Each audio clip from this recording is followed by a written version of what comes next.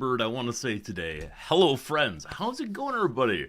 Hope things are good for you. I'm in good spirits this morning. It's a cold one. Yeah, yesterday was the first, I don't know, more or less sincerely cold evening here in Japan. And as I mentioned before, we don't really believe in the whole insulation thing here, and so there were blankets, there were shoes on in the house, or I guess slippers on, and bathrobes and all the rest. And it's okay. But this is the one part of Japanese living that's always a little bit challenging and very different than the U.S. Even with the heater on, we're still cold, and that's how it goes, I suppose. Nonetheless, a good day yesterday. More about that in a moment. But first, some hellos, some welcomes, and some thank yous. Because yeah, we have 2 subscriptions right out the gate. Pepper MG up to 98 months. Will you hit 100?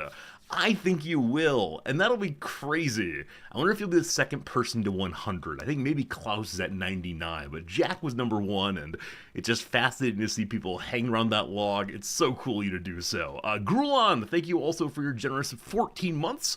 Fewer months than Pepper, but still really appreciated all the way through. I'm glad you're part of our community, and I'm sorry again for saying your name wrong for literally years. Hello, Phil. Hello, George. Jim, welcome in. Hello, Comets. Hello, Slivers.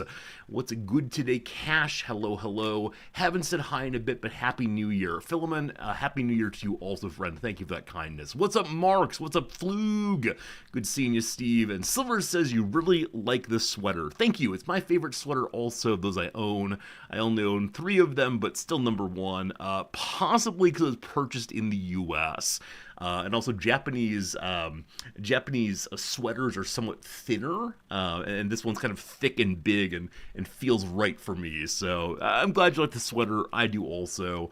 I've decided this year I'm going to buy a couple other of these cardigans and become cardigan guy. From suit guy to cardigan guy, I think it's a transition I can take, at least here in the winter months. Yesterday, a day off from streaming, definitely a different situation than usual. That midweek stream is almost always there, but I think yesterday off was really, really good for me. Number 1, a moment of accountability. I told you all I would try very hard to get all of my syllabuses done yesterday. One of them is completely finished. The other one is still like, we'll call it an 85% done. And the reason why is I decided yesterday that I want more guest speakers for this class. It's the Big Utopias class. I figured it made some sense to have some students talk to people other than me about things that are actually happening in the world. Like, it's one thing to show them a documentary or to, read a little news report about the way in which people are trying to make the world a better place. It's quite a different thing to say, okay, this person in front of you is actually doing it. Let's hear it from their mouth. Let's, allow you to talk with them. And so I've emailed 3 people. One's already said yes, and the other 2 are, we'll see.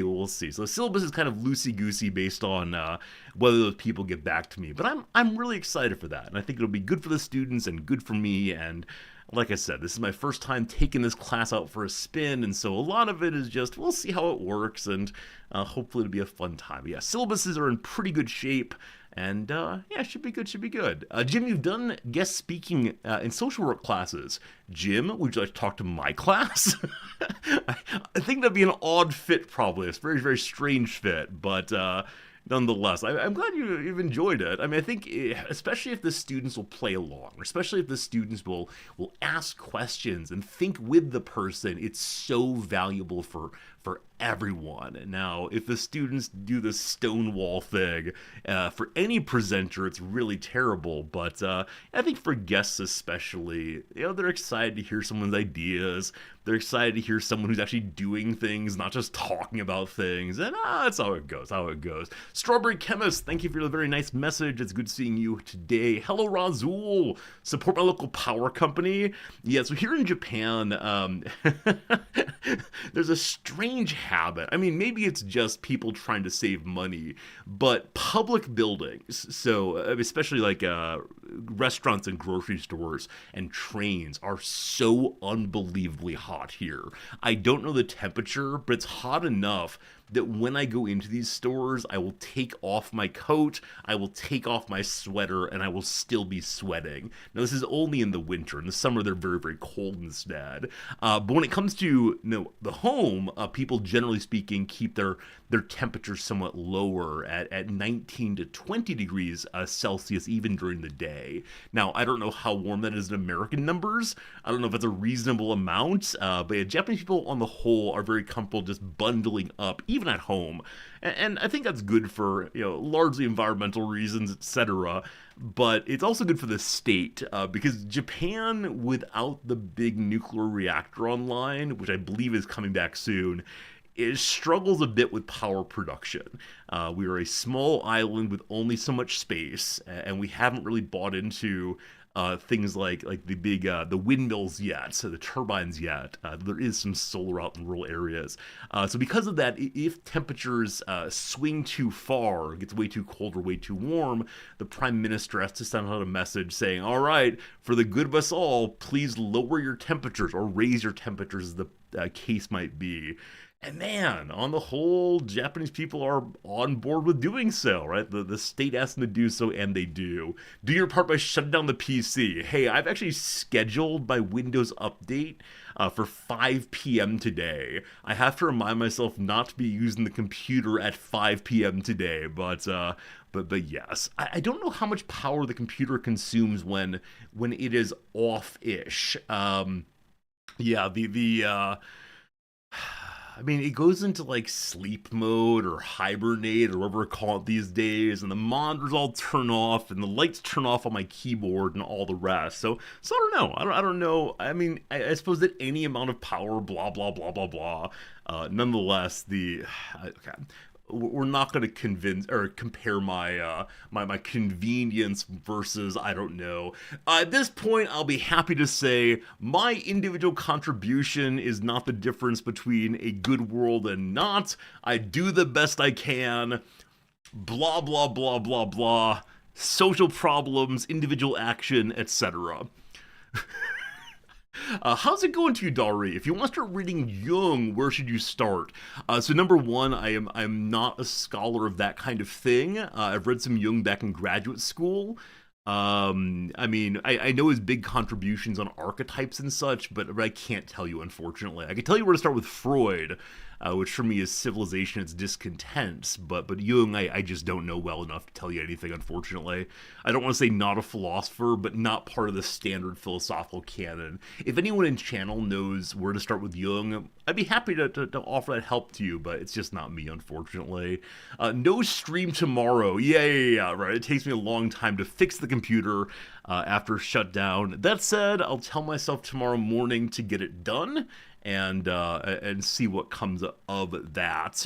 It should be fine. That said, tomorrow will be a shorter stream. It is the once a semester big old faculty welcome back meeting, at which the president and the provost, whoever she is, tell us important things. And though I hear the important things over the breakfast table, it's still important that I show up. And then after that we will be having a meeting of my department, and man, meetings in my department, they are what they are. So we will get through these things as best we can. That's how it goes. Gary, good seeing you. You want to know, what does being tenured mean? Can you be a teacher, whatever, wherever you want? I mean, tenure's a strange thing. I mean, it means that the school is obliged to keep you around unless the school shuts down. It means that you have a more or less permanent position. In my case, being on tenure track means that I do more research and publishing instead of teaching. So there's that. I'm currently working on a hot take essay. I'm not sure I'm going to send it out, but it involves a recent American politician talking about how might makes right, and it's always been that way, and it always will be that way. This politician and I have an interesting connection, and so I'm suggesting that he and I have a UFC fight on the front of the White House property. Like I said, it's one of these hot take essays I will probably do nothing with, but keep an eye on the hot take websites like Slate. Maybe it'll show up. I don't know. Anyway, lots of current material going on. Yeah. I mean, it might begin with the current lead line is please let me punch person's name in the throat, which again I recognize is not becoming of a philosopher. It's not becoming of me. But it's meant to ironically respond to a certain thread of argumentation. But we'll see what comes of it and where it goes. Currently, I'm working through David Graeber's arguments in the book called The Utopia of Rules, in which he argues about bureaucracy allowing us not to deal with other people. Catharsis is important. I mean, that's one way of talking about it.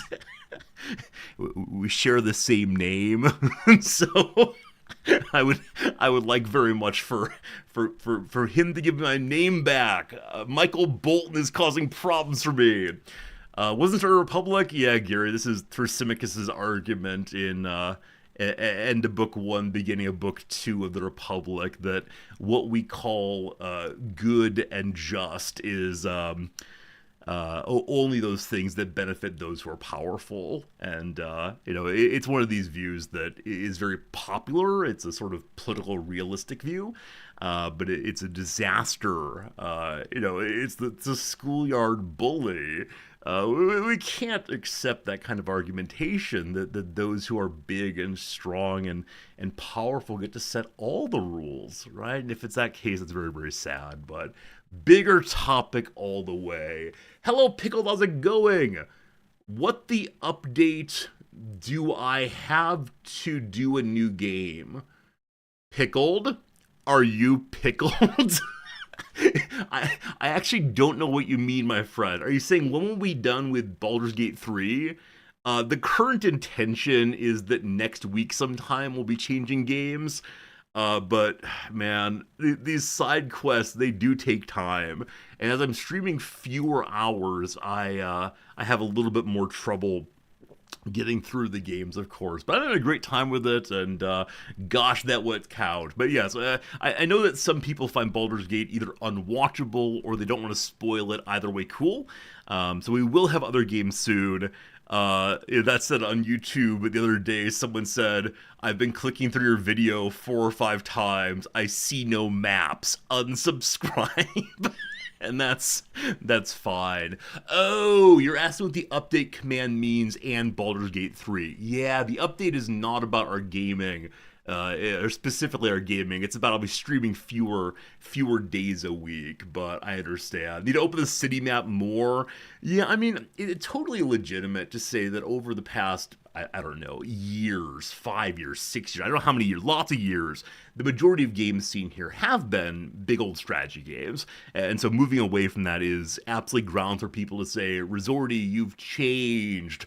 I don't want to be part of this anymore. And that's fine, but I don't know how to respond when people say, like, your stream is bad now, your videos are not what I want, other than, I mean, I'm not forcing you to watch it, terribly sorry, fam, but you do you. It's the same thing as 2 days ago, one of the Magic videos I got, I'm here for the cards, not your talking, shut up, you dork. Like, what? Why would someone take the time to write that?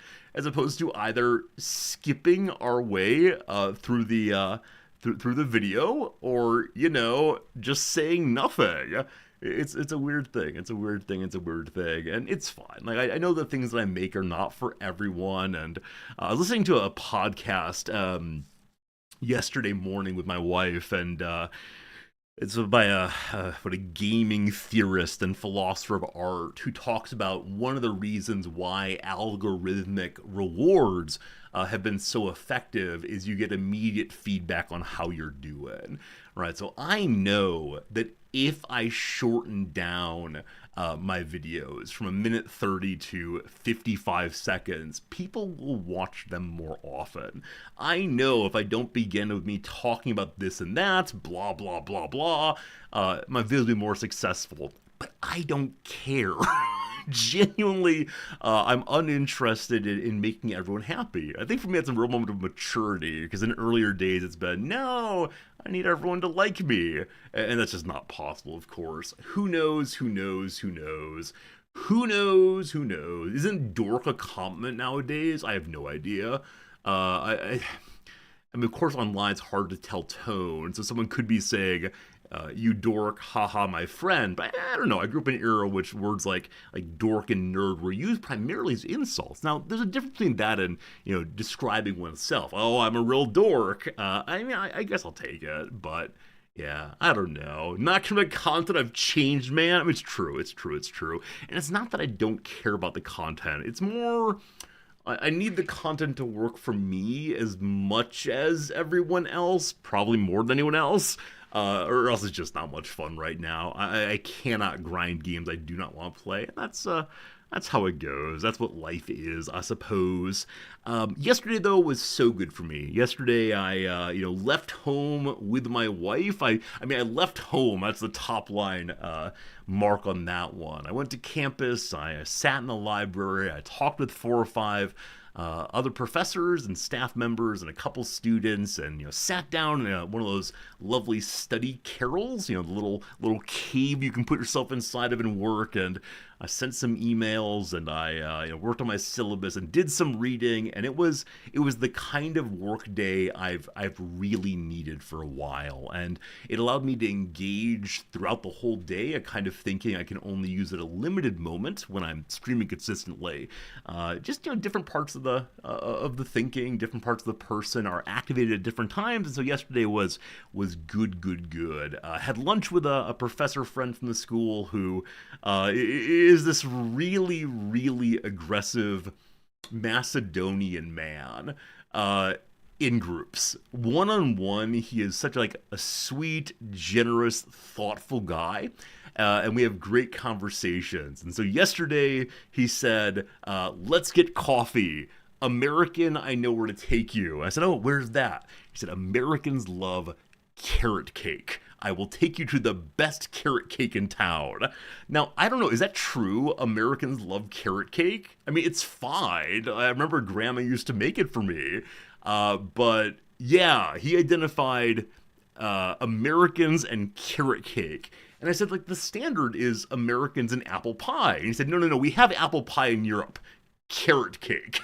So that's how this goes. How it goes. And, nice conversation. Again, one-on-one, we do very well. In large groups, I kind of just drop out because I don't know if it's a machismo thing or just his own personal affect, but he likes to control the conversation in a way I find kind of uncomfortable. Calls you dislike the texture of carrot cake. Huh. At least the one I had yesterday was kind of like sticky and I guess blocky, maybe. They're not like eating a wood block. Instead, it was firm in a way. I don't know. Carrot cake is more of a UK thing than a US thing. I see. He's never been to the US, he said. He said, would you believe me if I told you I've never been to the US? And I was actually surprised a little bit because he's been a lot of places, and he currently teaches American students and so on, but he intended to at one point, and then COVID happened, so that's how it goes. Do we have a king cake? Dumauer, good seeing you. The king cake is the one with the baby inside, right? I've never had a king cake. It's not part of my cultural background, but I know of it. My grandmother is from Nolans, and so the king cake with a baby inside, and whoever gets the baby gets, I don't know. Saying Americans love carrot cake could just be people love sweets. Yeah, for him though, he was really focused on the Americanness of it. And I don't know why exactly, but I went along with it, I played with it, and I recognized I can't say anything back to him about food. Macedonians love... Question mark? Do any of you know of standard Macedonian foods? Truthfully, I can't point to it on the map. Truthfully, I can't tell. I mean, Eastern Europe, I think. But yeah, I don't know what Macedonians are up to at all. I feel kind of bad about that, and it didn't come up in the conversation in a way that what was productive. They love sweet things. All right, I think the argument is that sweets win. Truthfully, I prefer savories. It's part of why I like carrot cake. Other than the icing or frosting, it's not so unbelievably sweet. I don't know. Macedonian and cheese, like macaroni and cheese. All right, look here, you. They love baklava, maybe. They love dates, maybe. Yeah, unfortunately, we're using a lot of question marks here.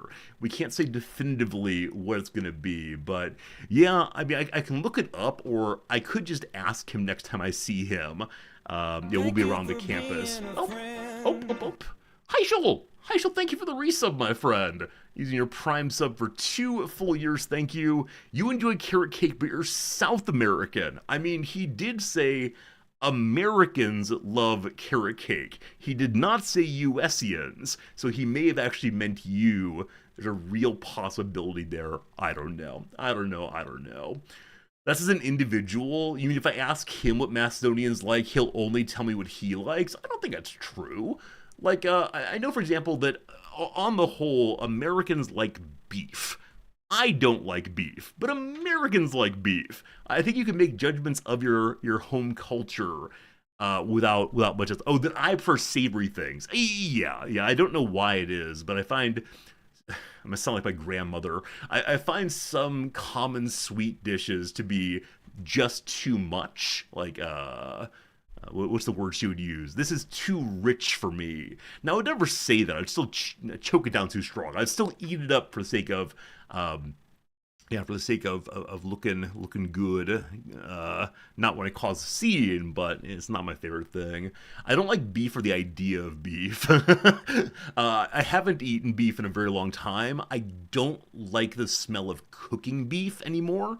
Once upon a time, I thought it was, a delicious smell because good food's coming. Now, often there's a kind of greasiness that I'm not into. Now, if the meat has been marinated and I can smell like caramelization of the what, barbecue sauce or whatever, I like that smell quite a bit still. But just meat by itself cooking, I notice the oil more than I used to, or the fat more than I used to. But no, I can't really say if I like eating beef anymore. It's probably not going to happen anytime soon, but who knows. Love cheesecake, but so rich. Yeah, Japan is definitely a cheesecake kind of place in the way that it didn't used to be. Barbecue sauce on steak. I mean, ribs, I guess. Like I think what pork's often a fatty meat also.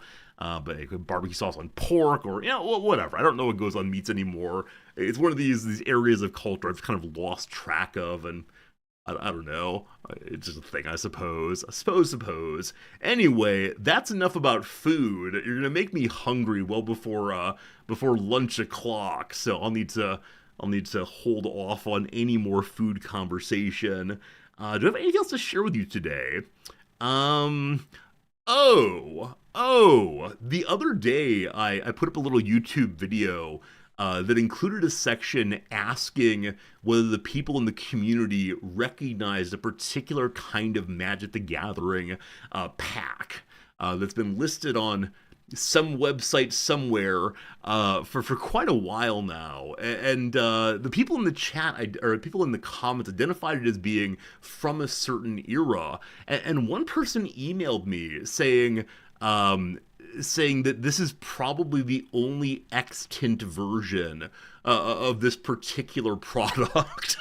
He said that so many of them were destroyed back in the 1990s that this might be the only one still around. Now, unfortunately, it's very expensive to get this particular thing, and I don't want to, spend all of my money on it right now, so it's a strange thing, though, to be told that maybe one has a lead on the only one of something out in the world.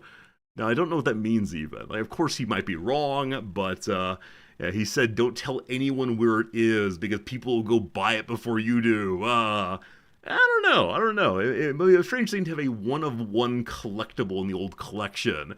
And the thing is just there's a special kind of sticker on a pack, and I can never think of a sticker as being especially rare or valuable, but the vibe I got was very much this thing belongs in a Magic the Gathering museum. You must protect it with all of your heart and soul.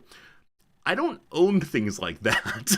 I don't know what it is to have that, so if I acquire it, I might try to find out if there is a Magic the Gathering museum and send it that way. I don't know. Question about what I eat. Do I usually use tofu or the impossible meats? Yeah, I'm not a big fan of like replacement meals. I'm not a huge fan of like the heme burgers, I think they're called. Partially because it normalizes a kind of eating I'm not really into, and also because I don't mind tofu at all. So yeah, our eating here, especially in Japan, is primarily tofu and beans and that kind of thing. Which video is this? Is the most recent Mirage video. Went up yesterday, Tuesday, I guess. You'll see the picture at the beginning. If you buy it, I will ban you forever, Pharaoh. Just so you know. Just so you know. Just so you know.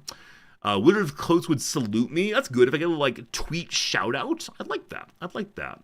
Yeah, exactly, Doom. It's a weird thing. I mean, what's the line? So if one is interested in not eating ordinary meat, but claims that non-meat dishes are disgusting or don't meet one's need for protein, or oh, they just miss a burger too much.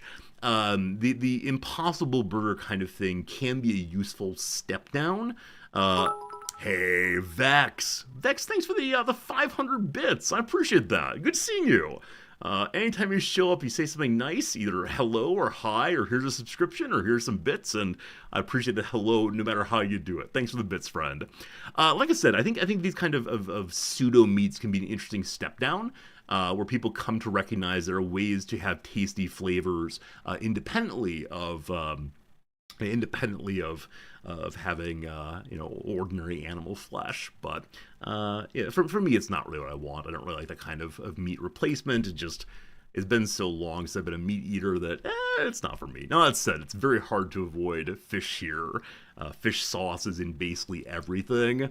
It's called dashi here. It's this broth made with fish bits, and so I've excused myself on that one. If we wanted to avoid that, we'd have to cook at home for every single meal, and it's just not possible given Nam's obligations as a muckety muck and so called. Anyway, Philo says you met with an old friend today you met with an old friend and gave him. Oh, you gave him all his magic cards 20 years ago.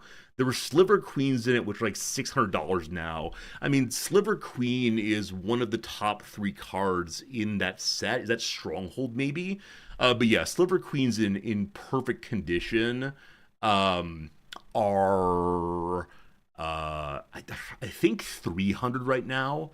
Maybe 400, but yeah, I mean, a lot of the real old cards are real good, and worth quite a bit of money. So yeah, any of you who have given away your collections or traded them for some baseball cards or for some bubble gum, just never look up the prices. Right, the trade felt good at the time.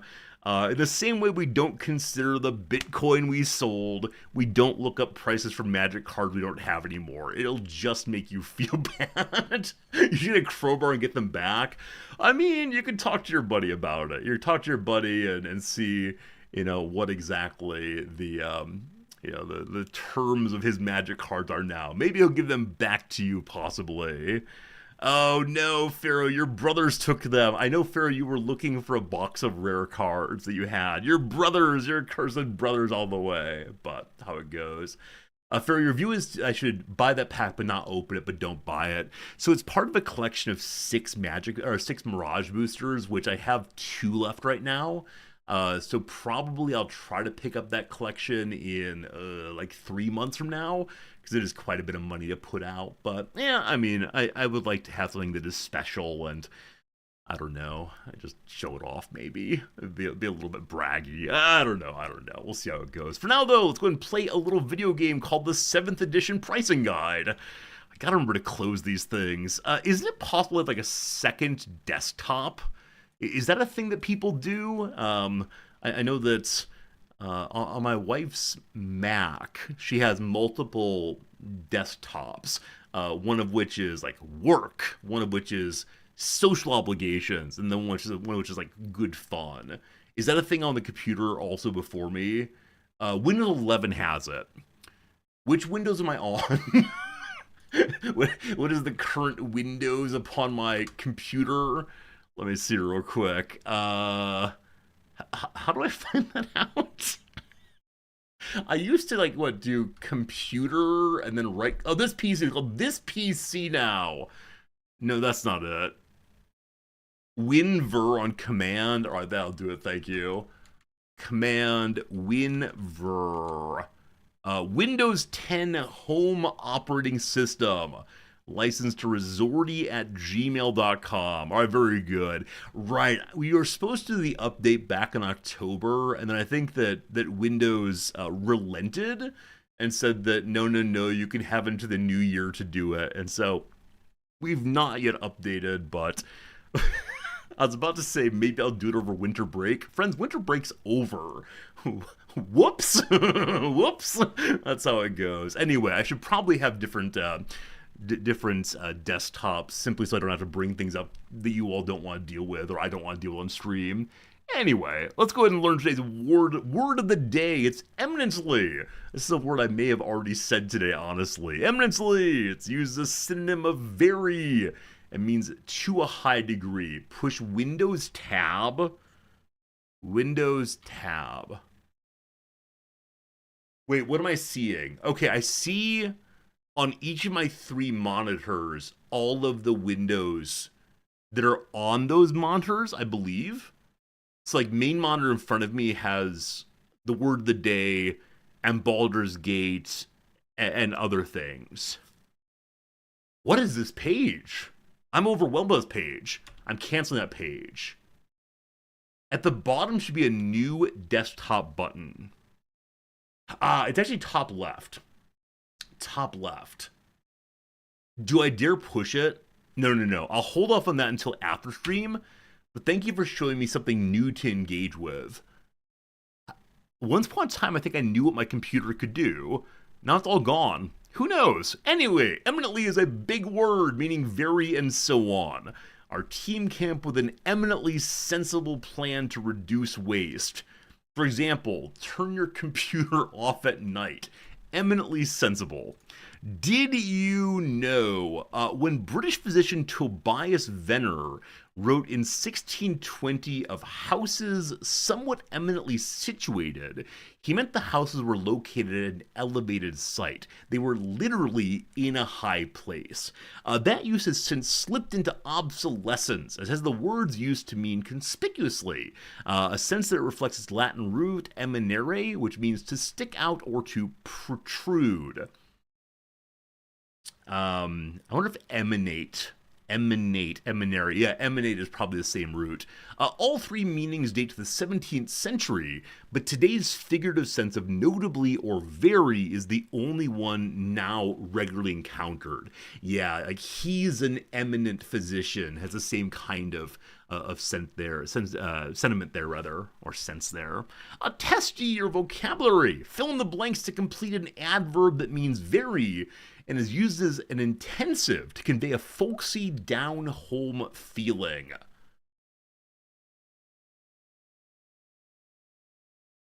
I have no idea.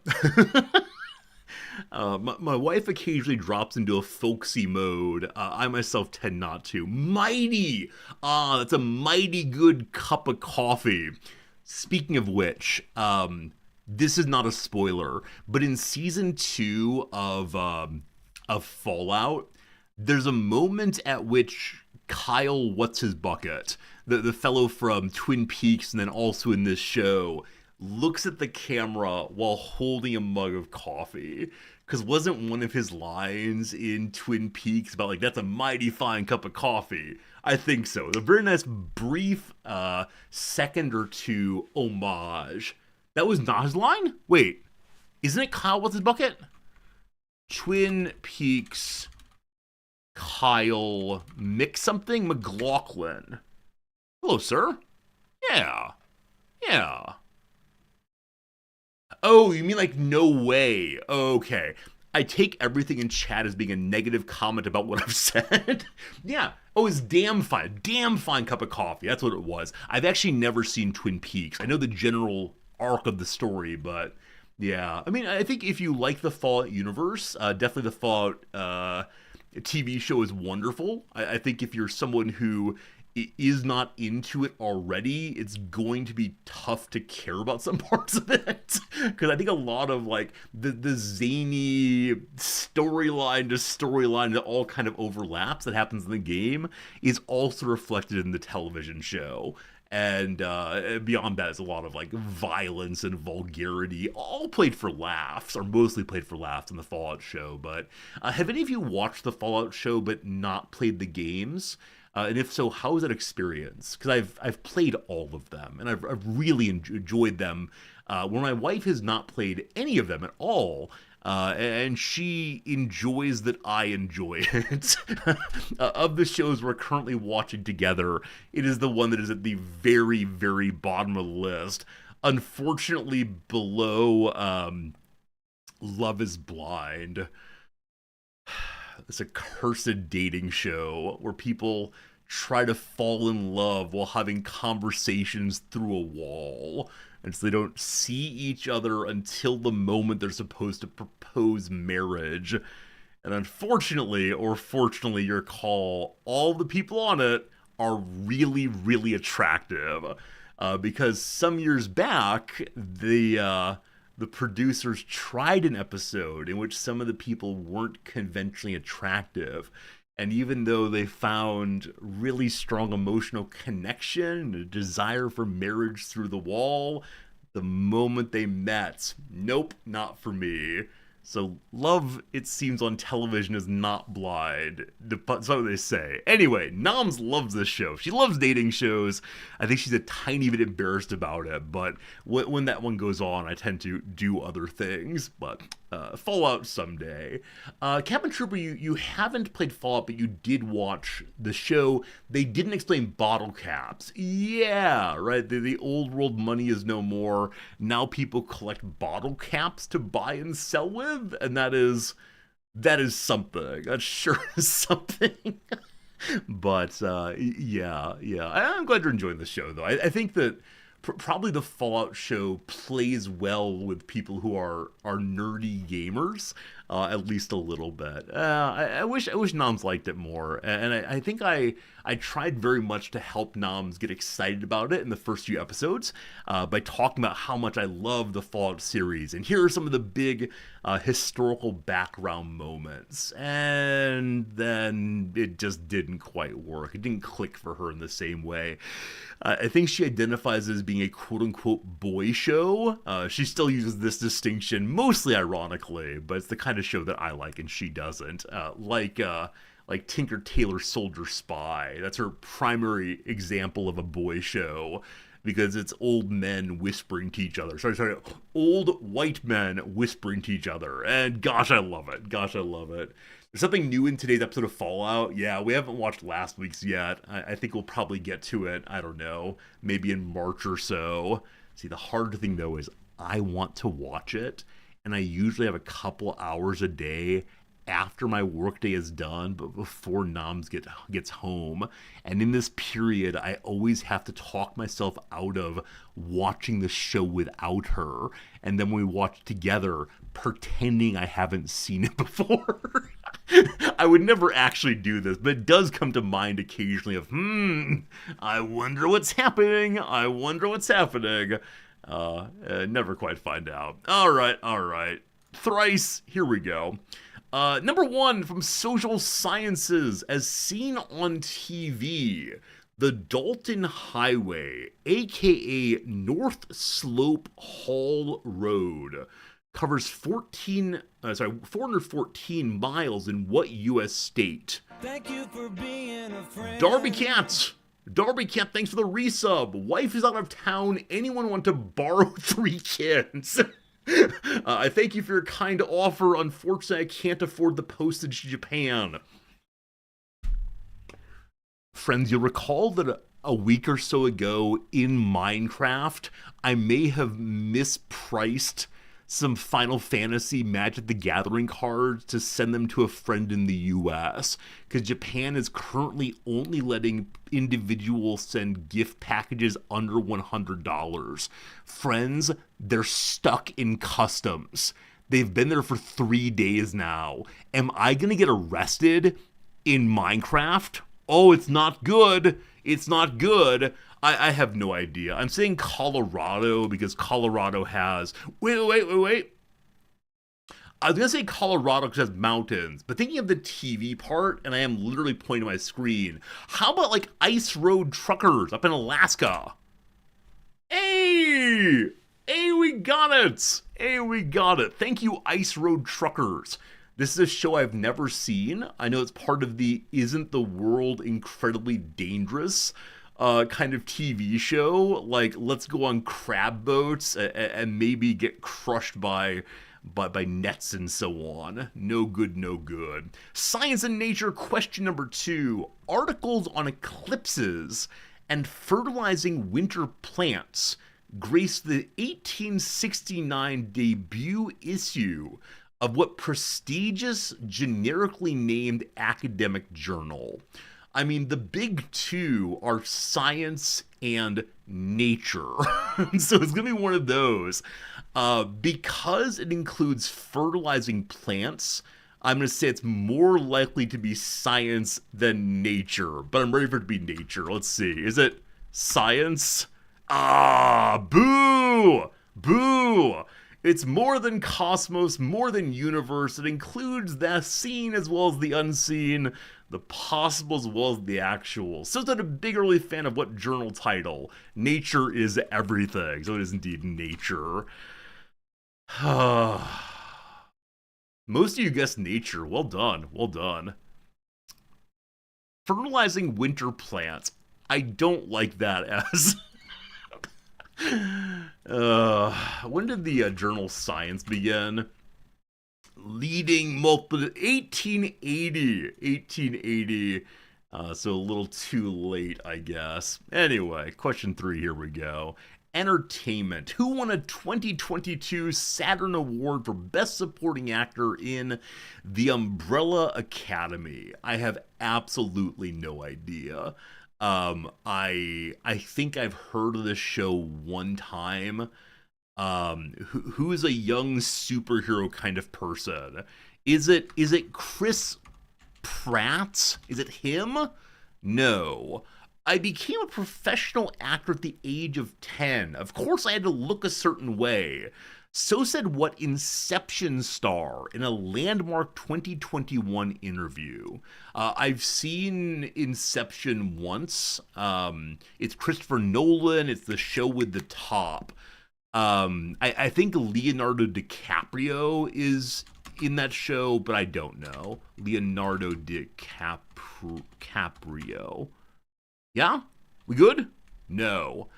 About that interview, what Canadian star of Juno was the first openly trans man on the cover of Time magazine? So I don't know Juno. I believe that this person, though, is Elliot Page.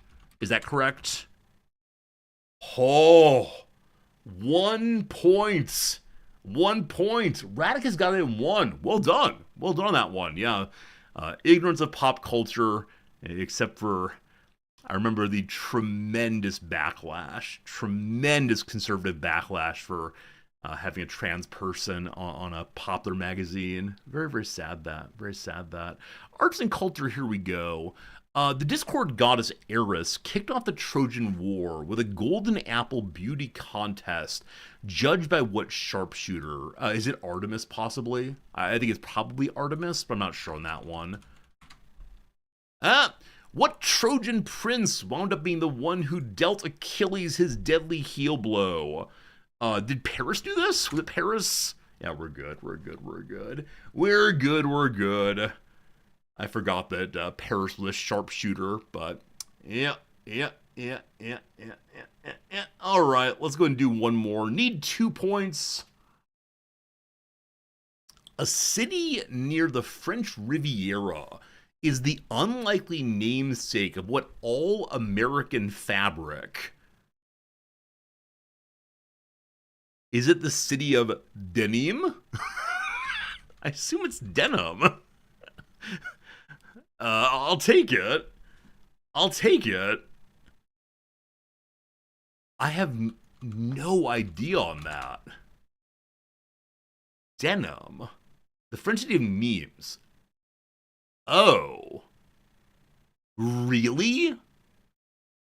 It's surge, meaning cloth, I believe, of Nimes. De Nîmes.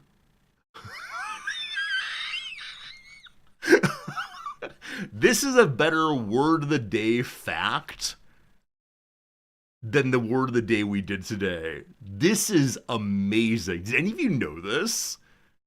I'd never really thought of what the origin of denim is. Yeah, I have no idea what I attacked. This is amazing. I need to show Noms this at once. Um, yeah, I'm sorry. I'm actually gonna do this. Let me go ahead and do like the screenshot thing. This is amazing. This is the best thing I've learned today. All right, I've got my screenshot. Pardon me briefly while I email this to good old Noms. This email gets 3 exclamation points as the subject line. Aight, good. Sent, boom. Wife made happy. That's amazing. I had no idea. Anyway, that's all the trivia today, I believe. We end up with 11 points. I'll take it.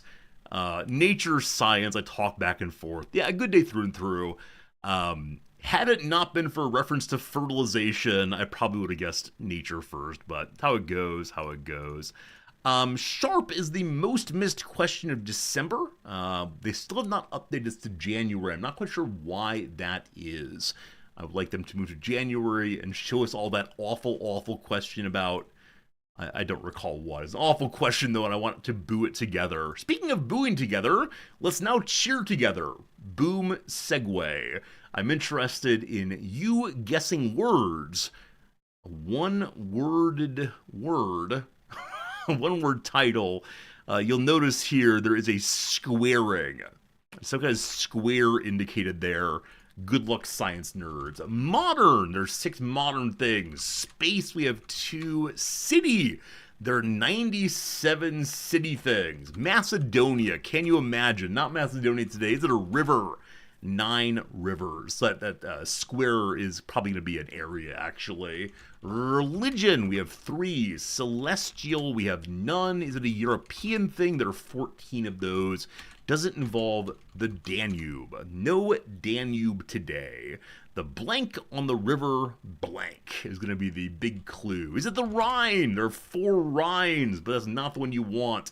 Is it a population center? Indeed it is. Is it in Ukraine today? Tisn't. Is it a dam? There's 6 dams. The dam on the river. Let's see if you get that one. Boat, there are none. Bridge, there are 11. Is it... That's terrible. It's not the bridge on the River Kwai, unfortunately. Or that's Key. So that's Key, not Kwai. Never mind. Is it Netherlands, possibly? There's 34 Netherlands things. Is it Rotterdam? Well done indeed. First Rotterdam in was unnamed comet, but 3 of you got it. Boom, boom, boom. I will never whistle on stream again. I just remember that old movie and how nice it was. You all did very well today. Good job indeed. Well above average, both in terms of guesses and in terms of time. Ignoring the big old cheaters, we are definitely in the top portion. Some people really struggled today, but not you. Rotterdam, literally the dam on the river Rotte, is the 2nd largest city in the Netherlands by population and the largest by area. It's in the province of South Holland, part of the North Sea mouth of the Rhine Meuse-Schlitz Delta via the New Meuse Inland Shipping Channel, dug to connect the Meuse at first and now to the Rhine. There you go. Hello, Mike. Is BG3 over? Sorry. I could rush the ending, right? We could be done today. I'm just refusing to glug down the last of my drink and gobble up my dessert. Next week should be the end of it. It just keeps showing up. I'm sorry, Mike. I swear there'll be other games on the channel. You just gotta believe. Gotta believe. I think we've now reached the point where it isn't just a funny bit that I'm playing Baldur's Gate 3. It isn't just a little vacation from ordinary gaming here. It is a lifestyle. And I think it's a lifestyle against which some are revolting. And fair enough. What's the next game? So it's either going to be Project Zomboid multiplayer, which I'm really, really excited about, or it's going to be maybe the Mountain Blade Bannerlord update, or here's the third one. It might be Warhammer 3 Total War. And I don't really know how to decide amongst those. The big question will probably be how stable is Project Zomboid multiplayer, and also can I get a server setup that does not lead to you all knowing my IP? Not that I don't trust you, but you know, best stream hygiene and so on is necessary. But one of those probably. Actually, with that said, tomorrow we'll be having a little sponsored stream. I think it's only an hour or so of sponsorship, but that'll be tomorrow. I don't want to mention the game yet, lest you all go wishlist it immediately. Choose a game where my fans can join in. Gosh, I hope I don't have any fans. The idea of fandom bothers me in ways I can't fully express. But yeah, I mean, Project Zomboid is a game where we can all play together, and that might be a fun thing to do after a period of like strongly single-player storyline game. I'll say I'm leaning Project Zomboid next week, but you know, we'll see how it goes. All right. Let's go play 2 or 3 rounds of the old Rizdactyl and then get ourselves over to, to our storyline game. Oh, wrong button. You're clearly a cult rather than fans. I don't know. You're just some folks who hang out with me, I hope. I don't know. I don't know how to think about all this and parasociality and blah, blah, blah, blah, blah. All right. I'm going to push the random button. We'll see what we get today. We currently have 262 items on the list. Klaus wants me to do one of his. Klaus, is there a new one that you've added to the list, or just go pick any one? First, the random. You know what? Sure. Infinite Drek. All right, this one's from Infinite Drek, who I don't believe is here yet. Infinite Drek submitted this one. Let me go ahead and get it pulled up, and then we will discuss it together. I mean, do you think of yourself as my fans? Is that a thing that comes to mind when you think about our time together? I don't know. Plus, a couple new ones. Okay, I'll put the second one as yours today. Is it a person? It is not a person. No. Not a person. Fans. Is it a place? It is not a place either, unfortunately. Is it related to labor or bassoons? It is not related to labor or bassoons. At all. I will say that Infinite Drek argues this is related to Pittsburgh, but for our purpose, I'm going to say, no, it's not, thank you. Is it man-made? Yes. Is it tangible? No. It is not man-made, it is tangible. Radicus says, is like fan like you enjoy me? I mean, I don't know. I think fandom is more than enjoyment. Anyway, another time. Does it make the world better? Depends on who you are, we'll say. Could I buy one of these on Amazon? No, you cannot buy this on Amazon. Non-tangible all the way. Shepard, I appreciate that. Yeah, place to hang out and talk about games and such. I don't know. There's probably a way I could have pushed the like fandom parasociality more, but I never cared to, unfortunately. Is this a historical event? This is a historical event, Doomhauer. Excellent question, thank you. It is a historical event all the way. Good. I'm reading and learning. Did it occur once? Yeah, it occurred once, we'll say. Is it philosophy? It is not philosophy. Did it take place before 1800? It did not. Is it a journey from one place to another? It is a journey from one place to another. Is it a natural phenomenon? No, it's definitely man-made. Definitely man-made.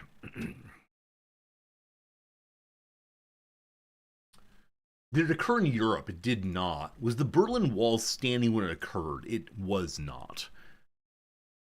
There's probably some wall in Berlin, but not that one. No. Earlier than that. Or later than that. I don't know which one it is. Is it social? I don't know what that means, unfortunately. Was Pittsburgh a stop on the journey? It was not. Was it war related? No. I'm gonna say no. I mean, would a Brit know of this? Dogs, I'm not sure. I'm sorry. I don't know enough. Um, I'll say maybe. It's definitely more obscure than World War II, for example, which I recognize happened in Europe. Does it feature in a computer game? I think so. I believe there is a computer game based on this. Let me make sure though. Was it an entertainment event? No. Yeah, yes, there are games about this. Is the guy who's been walking around the world for 27 years? No. Hey, X, how's it going? Have I played the game Avowed? I have not played Avowed. I actually don't even know of it, I'm sure. Would you recommend it? Good seeing you. Did this happen in Asia? No. Was it religiously significant? No. Was it a continent discovered in that period? No. Was the journey more north-south than east-west? No. Did it include human fatality? Yes. Did I miss anything? No, I think it's all of them for right now. All for right now. What else you got? Yeah, more east-west than north-south, at least in my understanding of these things.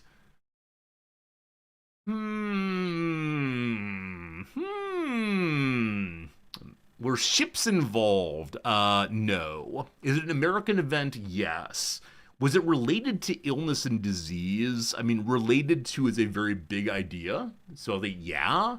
Was it forced? It was not forced. It was not the Trail of Tears if you're heading that way. Was it the Donner Party? No. Were people punished for participating in it? I don't believe so. The Baldur race? No. Possibly you got there. It's not Trail of Tears. Is it westward expansion? It is not westward expansion, but it's related to, we'll say. Social like a law taking effect? Gary, no. Did it happen before 1945? It did happen before 1945. So after 1800, before 45. Absolutely. Absolutely. Westward expansion, not forced. Is it manifest destiny? Not directly, no. Was a train involved? No. The Donner Party? No. A rebellion? No. Was it economically motivated? I mean, what isn't? It was motivated by many a thing, we'll say. Did it happen in the 20th century? It did not. Was it the Oregon Trail? It was not the Oregon Trail, but that's a very good video game also. Was dysentery involved? I suspect so. Was it Dust Bowl migration? Nope. That happened in the 20th century. But good question anyway.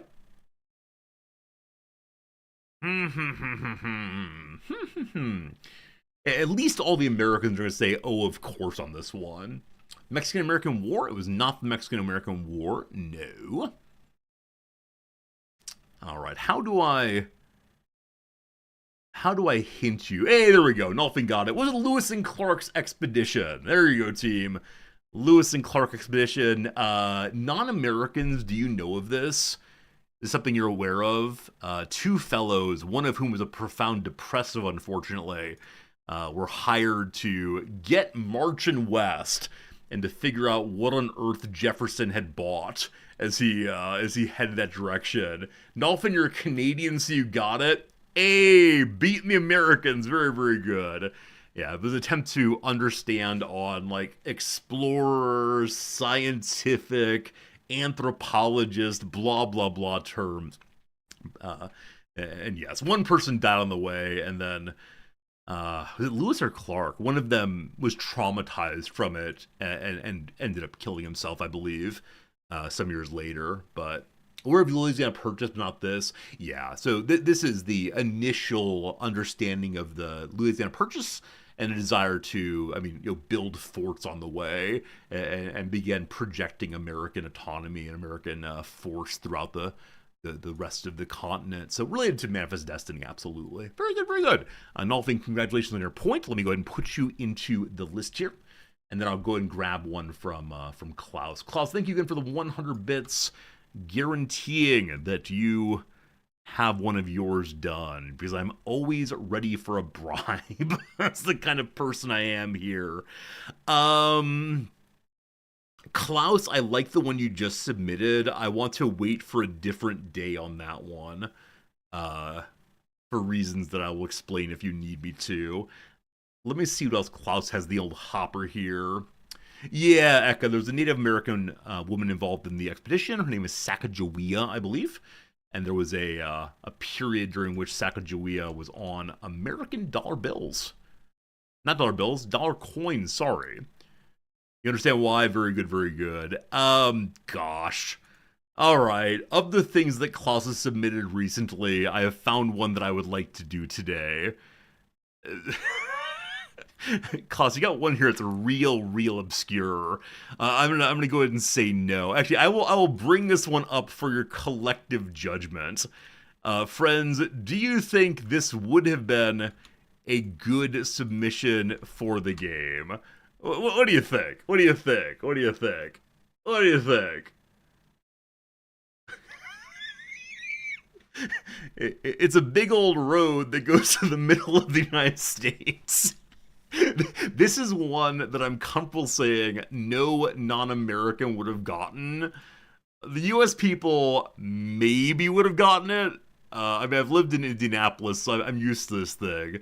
Indianapolis has a big old circle around it from I-70, but yeah, it wouldn't have been bad, just meh. Yeah, maybe the whole interstate system. I agree that one could work, but I'm sorry, beloved Klaus, that one's going to be a too obscure for the video game, but thank you. That said, we do have a good one from you, my friend, and yeah, all good, all good. Obscure. Good, okay. Klaus, there's now one on the screen that is yours, and I am excited to see how this thing goes. Okay, play that, open window. Friends, I have a Wikipedia page on the screen right now. Please ask me a question you want to, and we'll see how it goes. Is it a person? It is not a person, no. Is it the I-53 interstate? It is not the I-53. Don't you name any more roads? Is it man-made? It is man-made, yes. Is it a place? It is not a place. Is it the M6 toll road? No, it is the path to Mornington Crescent, though. We've done Mornington Crescent. It largely got booze. Is it an event? It is not an event. Is it European? I'm sorry, it's not European, no. Is it a building? It is not a building, no. Not a building. Is it the Autobahn? It is not the Autobahn. Is it made of wood? It's not made of wood, my friend. Is it a roadblock? No. Is it a tool? The answer is no, but it made me laugh. Is it an idea? In some sense, yes. Yeah, I'll say it's an idea in some sense, but not the fullest sense we're used to. Is it unique? It is unique, yes. Is it made of tarmac or gravel or dirt? It's not made of any road material. Is it a tangible? It is sort of tangible. Is it a group of mammals? Aye, it is a group of mammals. Well done. It is indeed a group of mammals. Is it North American? I'm sorry to say the answer is yes, it is North American. Does it feature any of the U.S. presidents? It does not feature any of the U.S. presidents, no. Can it fly? I mean, in an airplane, I suppose, though not unaided. Is it a flash mob? That's a great question. It's not a flash mob, though. Are the mammals in this human? Yes, the mammals in this are human. Is it buffaloes? It's not buffaloes. Is it a band? Boomhauer, well done. It is indeed a band. Is it a secret society? No. Does it relate to Yellowstone? I don't think so. Would you be in a lot of trouble if this group attacked you? Yeah, I think this group would do a real number on you, Razor. Is it Tool? It is not Tool, but that would have been amazing, Strawberry Chemist. The band Tool would have been amazing. Are they still active? The word is used here, so I guess so. Is it a fictional band? No. Have they had a #1 hit?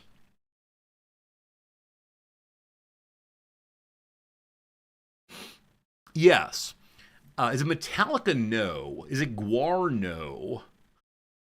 I think we did Gwar before, and then I went and listened to Gwar. Gwar appeared on the NPR Tiny Desk, and the lead singer is surprisingly articulate. Very smart guy.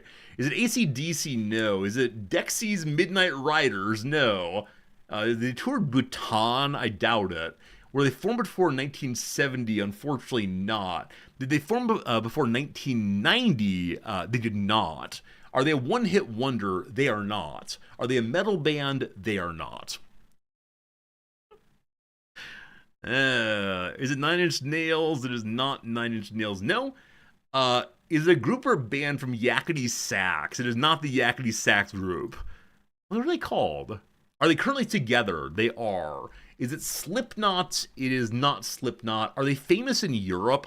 I think so, or at least they were at one point. Are they more country than rock? No. Is it Green Day? No. Is it a combination of men and women or single sex? It's a single sex. Is the genre rock? Not exactly. Are they alternative? No. Limp Bizkit? No. The Offspring? No.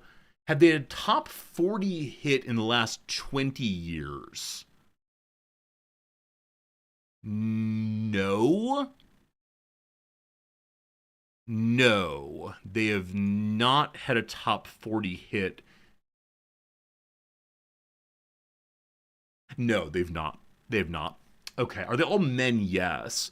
Are they the Jonas Brothers? No. Do they play pop punk? No. Is it One Direction? No. Are they known for doing movie soundtracks? No. Is it My Chemical Romance? No. Do I like them? The earlier comment about are they tools? I laughed. I had a laugh. I do not like them. No. I mean, I don't have a strong feeling, but yeah. Are the original band members still together? Yes. Are any of the band members related? Yes. Is it Tool? No. Is it Savage Garden? No. But I haven't thought of Savage Garden in years. It's a good band. Is it the NWA? No. Would my students know of them? No. Is it Genesis? No. Are they all Americans? I believe so. Are they Allman Brothers? We're so old. No, it's not. Is it Rage? It is not Rage. No. I mean, Rage reminds us that we're all brothers and sisters, I suppose. Smashing Pumpkins? No. Bowling for Soup? No. The Boppers? Hanson? Is not Hanson. Are Hanson still touring? I know they had a comeback a few years ago. I will give you some hints now. Hanson is not far off, nor is the Jonas Brothers. Hope that helps a little bit. Are they the Killers? No. Is it Band of Brothers? Can you imagine? Do they have a really cool video on MTV? I don't think so. Is it the Bee Gees? No. NSYNC? No. Has this song been in the movies? I don't know, unfortunately. The Backstreet Boys? No. Again, you're in the right area. Aerosmith? No. Is it Devo? It's not Devo, no. The Beastie Boys? Unfortunately not. New Kids on the Block? No, but you're in the right area. Spracknell, good seeing you. It's one of these groups. It's one of these groups. Plain White Tees? Hey There Delilah? Unfortunately not. Mikey Mike? No. Boys to Men? No. The O-Town? No. New Kids? No. Franz Ferdinand. Wrong area, friend. Jackson 5, no. Is it Marky Mark and the Funky Bunch? No. Grulon says, is it 98 degrees? Hey. Grulon, good job getting that one. It's 98 Degrees, an American boy band consisting of brothers Nick and Drew Lachey, Jeff Timmons, and Justin Jefferer? I don't know exactly. But apparently they've been touring since 2012. The band got back together. There they are, working on probably nostalgia and glee. They have one new song in the past 10 years, but they're mostly doing a decent amount of the oldies, I'm guessing. There you go. So Klaus chose this one because he had a 98 months of subbing, and so submitted it for the 98 month subscription. That's cute. Klaus, good job. Grulon, thank you also for the good job. Yeah, definitely not the kind of music that we tend to listen to here. I'm sure some of you listened to it back in the day, but yeah, good job.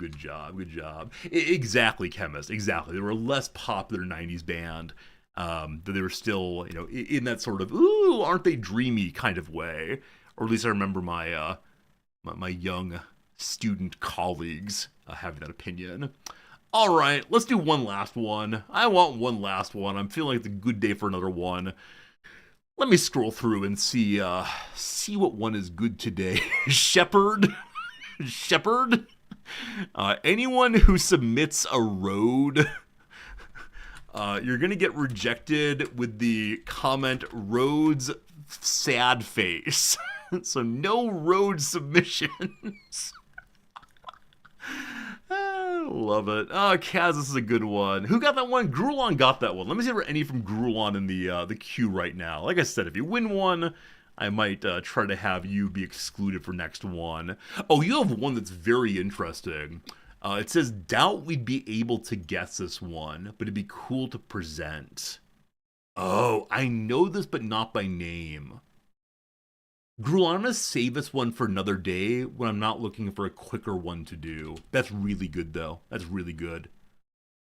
Another time. Okay, submission here from Kaz, submitted in the past week or so. Kaz has genuinely 30 or 40 here, but let's go ahead and do this one. It's a fun one.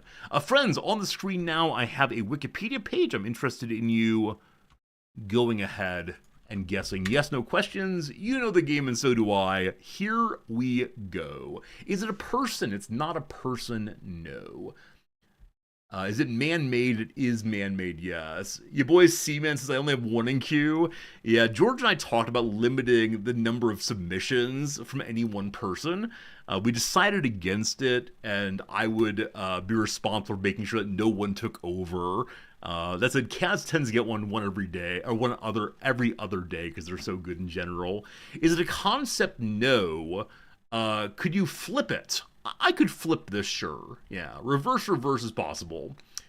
But definitely man-made, not a place, no. Not a place, no.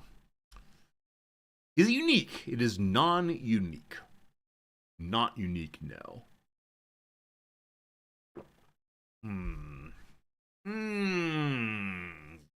Is it a car? It is not a car. Could you buy it? You can buy it.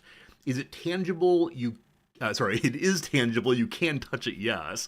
Is it part of a game? I mean, not any game that I know, but you could probably make a game about it, sure. Is it a shiny silver dollar? It is not a silver dollar, no.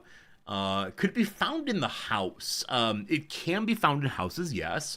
Have I ever owned or rented one? No. Is it in my house? It is not in my house, no. Do some people hate them? Hate feels like a strong word. Some people are not into them, but not hate them, no. Could you buy it on Amazon? Yes. Would a person who owns one be likely to own multiple? I don't think so, but I'm ready to be told I'm wrong on that one. I don't believe one would often own multiple. Would my wife like this as a present? I think she would. Yeah, I think she'd definitely be into it. And maybe I should write that down as a birthday present for next year. Is it a beanbag chair? No. Is it American? It is actually not American, no. Is it MRI safe? I would not put it in MRI, no. Is it AI? No. Is it furniture? It is... It's on the border of furniture in my my conception of things. One moment. What makes furniture furniture? Definition, please. Yeah, I'm gonna say it's on the border of furniture. Hope that helps. Has the average chatter seen one? Yes. Is it used for art? It can be. Can you sit on it? No. Can it spin? You can spin it. Is it used in the garden? No. Muglin, how do you do that? Is it a lava lamp? How on earth did you get that? That's amazing. That's amazing. Wow. A lava lamp, a decorative lamp invented in 1963 by the British entrepreneur Edward Craven Walker, the founder of the lighting company Mathmos. Look at him! Look at him! My grandmother used to have one of these that she'd bought in the 70s, and finally in the late 90s it began to not blob anymore. No, Muglin, really, how'd you get that? I'm so impressed. Tangible thing, kinda sort of furniture. I don't have one. Smarter than you look. I mean, I don't believe you. No. I do believe you, smarter than you look, but I don't understand how you pulled this off. Did you zoom in on my glasses? Is that the strategy? You can't keep it underground to give a magma lamp then. What? The kind of sort of furniture. I mean, yeah, I'll take it. Yeah, I think like the average lamp, I would say, is absolutely furniture, but this one a little less so. Again, I apologize for saying I don't believe you're intelligent. I got confused as these things happen. Um, I'm going to show you why Kaz submitted this one. I mean, number one, it's pretty cool. But number two, you might know this already, but Cloudflare, the big old data DDoS protection company uses lava lamps for internet encryption. So apparently, as many of you know, it's very, very hard to get true randomness. We can approximate it in various ways. But yeah, they have some kind of scanning system that turns a wall of lava lamp movements into some kind of privacy protecting cipher encryption sort of thing.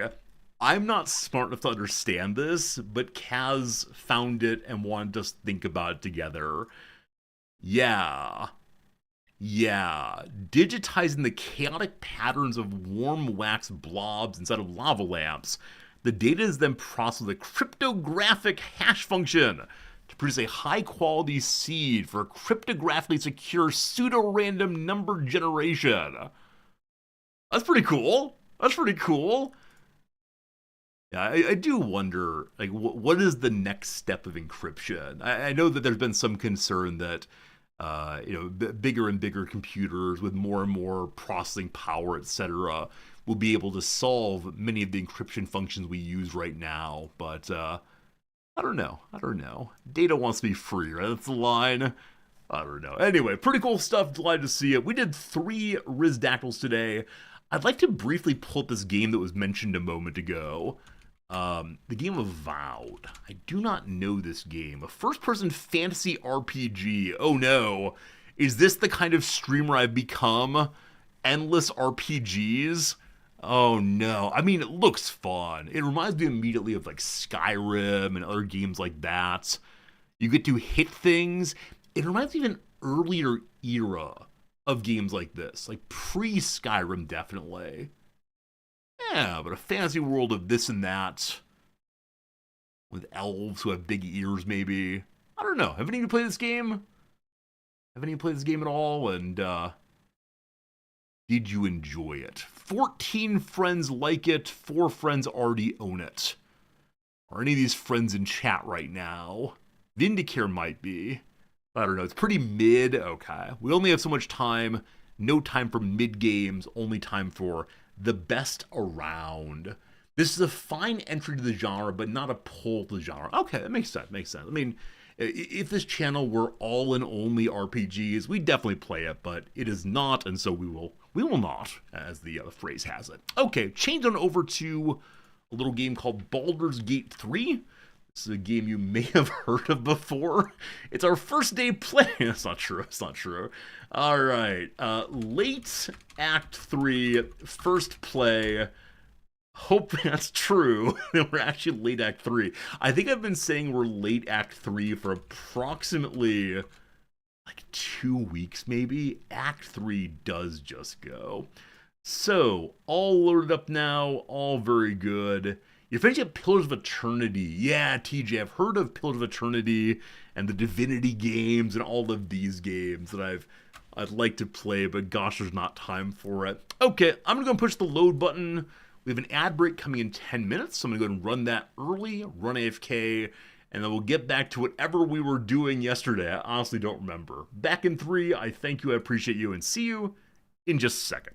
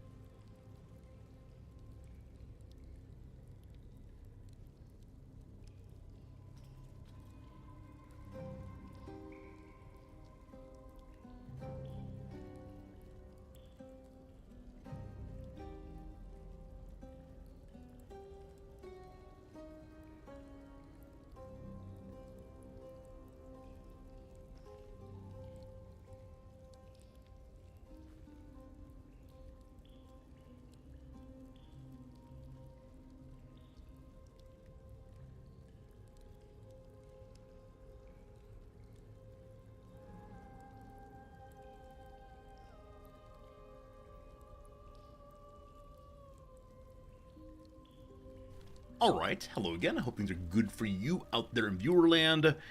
We're standing over someone's dead body. I'm gonna be honest with you and say I don't recall who this is. But yeah, yesterday we worked our way through much of the Shadowheart backstory. We went to the place where Shadowheart grew up and explored herself and learned a religion into which she was not born. We fought our way through a character from the earlier Baldur's Gates game called Viconia. And yeah, Viconia was a very cruel person who saw Shadowheart as an absolute villain for abandoning the faith, apostasy being out there among the worst of crimes. Shadowheart then met an old friend. This friend was a very sweet woman. It was hard to see how she had been a loyalist to the cause of Shar's endless suffering. And so I was kind of hoping there'd be a way for Shadowheart to convert the woman, or at least convince the woman that she should find a different path in life, but that didn't quite happen. The main reason we're here, though, the reason that Shadowheart asked us to come in the first place, is because she wants to know what happened to her parents. Apparently, very young age, she was raised as being a character who believed in the light and goodness, and then she was taken from her parents. And her parents may have been captured also. And then in conversation with Viconia, we were told that Shadowheart's parents are in here somewhere, and they've been treated very cruelly, very terribly, perhaps by the hand of Shadowheart herself. And I don't know what that means. Like I said yesterday, I don't anticipate a happy reunion when Shadowheart meets her folks, and I don't know how to think about that. And it's going to be sad, I'm guessing. We understand that the Sharites work here by taking people's memories away. The good memories, the bad memories, all of them get gobbled up as a way of easing suffering. Though easing suffering in one of the more crueler ways out there. So, will Shadowheart recognize her family? Will Shadowheart's family recognize her? I just don't know. Treasured in light, lost in dark. I don't know what that means. I do see a black diamond, though. The disc rose up after I moved something on the altar. Huh. So, I stole a black diamond in Indiana Jones fashion.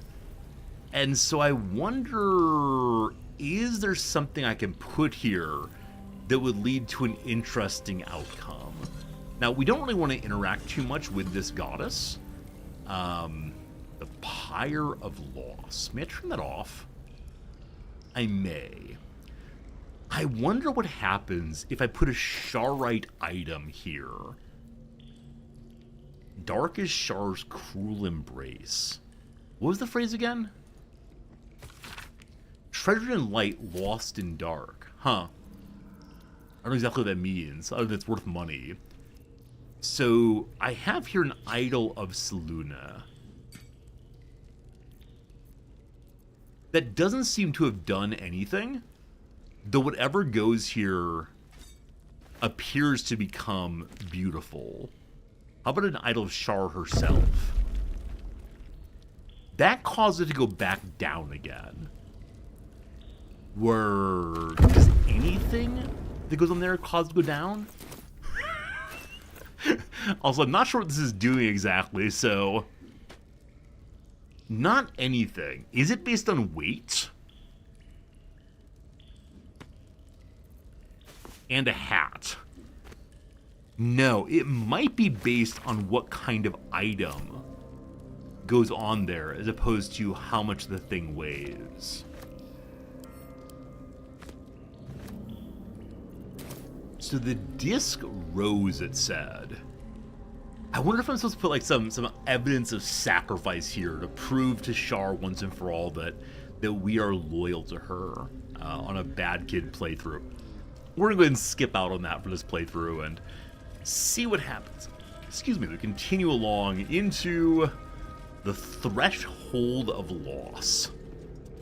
No keyhole. Must be some other way to get this open. Okay, so it's locked now. If I put the black diamond back there, does it stop being locked? Or I have this spear. This spear that is now of a different goddess. That did lower it. Better take a look. Does that then open the door for us? It still does not. I should take that. Let's go and read again the inscription and see if it tells us more clearly what we need. Treasured in light, lost in dark. I mean, the black diamond makes sense there because you can't see it in the dark terribly well. How about an onyx instead? Will that do it? The onyx will not do it. Also, I see a hole in her head there. Okay, with that back on, the door appears to be locked. Also, I guess we just lockpick it. That feels kind of silly.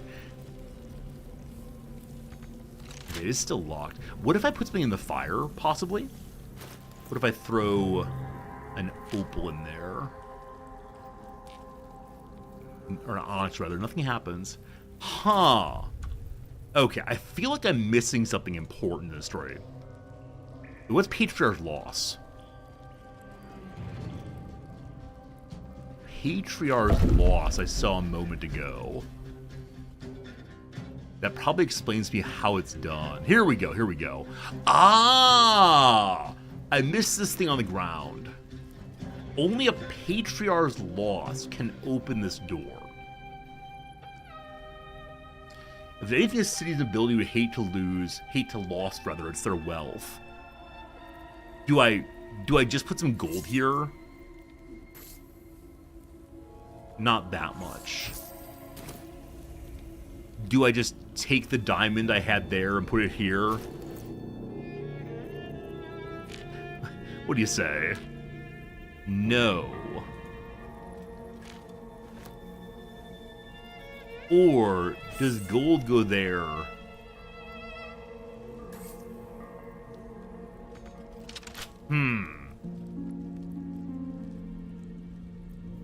A team, do I have the things I need to solve this?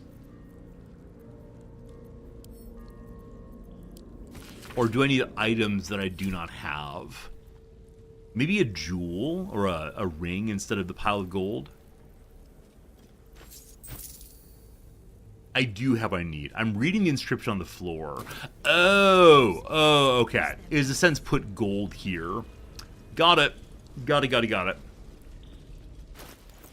Here's 1,000 gold, almost. It clicks down in a big way. We then push this. Only a Patriarch's loss can open this door. Are they going to be like other goddesses? They want sufficient money to prove that they're actually devoted. There needs to be a particular weight of money. The other ones wanted 2,500 cash. And so I have a pile of 2,000. Let's add it to the pile. Target's too far. I mean, walk closer then? That's food. Delicious. Hello? Okay. There we go. Okay, all the money was consumed. I wish to live in more interesting times.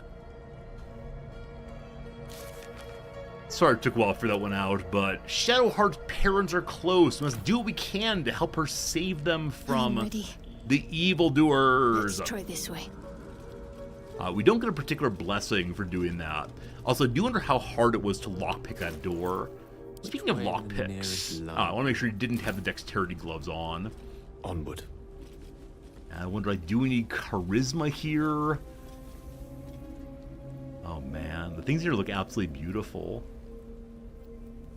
Wasn't there a Mirror of Shar we found ages ago? Back in the Underdark, I think, there was a broken down Sharite chapel, I think? I don't know. Pharaoh, I feel like I'm a rich man right now. 1 second. I'm going to...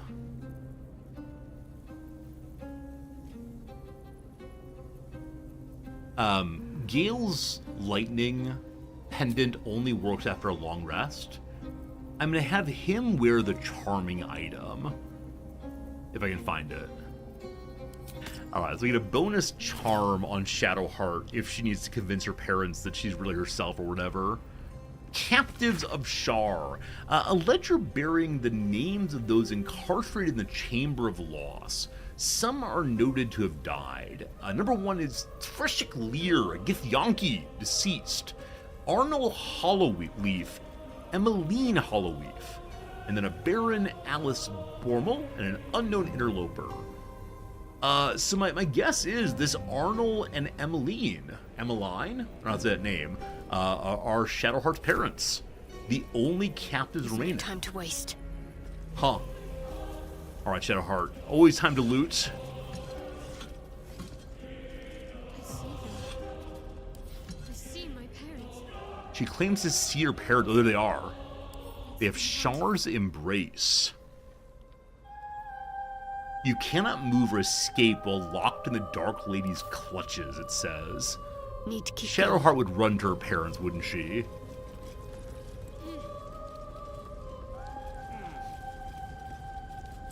Alright. What am I to do? Hi, Mom. Hi, Dad. Let's see How's what's it to be going? said.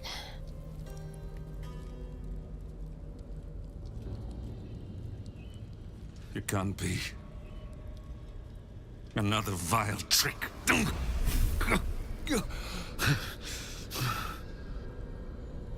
No, there is no trick. It's her. Genevieve. Jan. Our Genevieve! little girl. Moon Maiden's grace. It is you. How do you I'm know? here to get you out of here. They're all gone. It's over.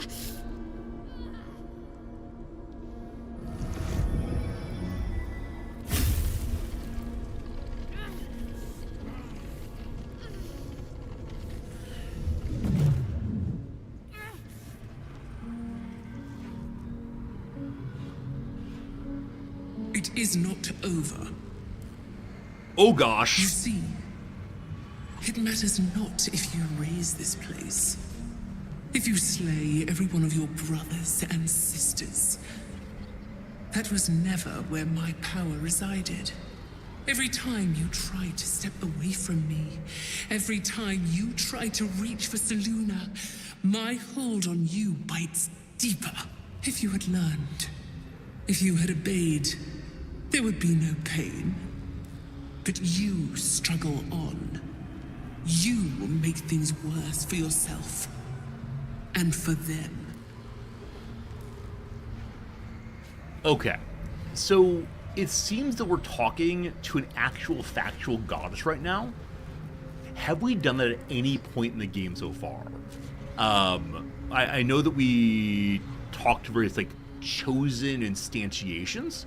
I know that Gale went into a magical world to talk to Mystra, but I don't think we've talked to, like, Baal himself or Bane himself at this point.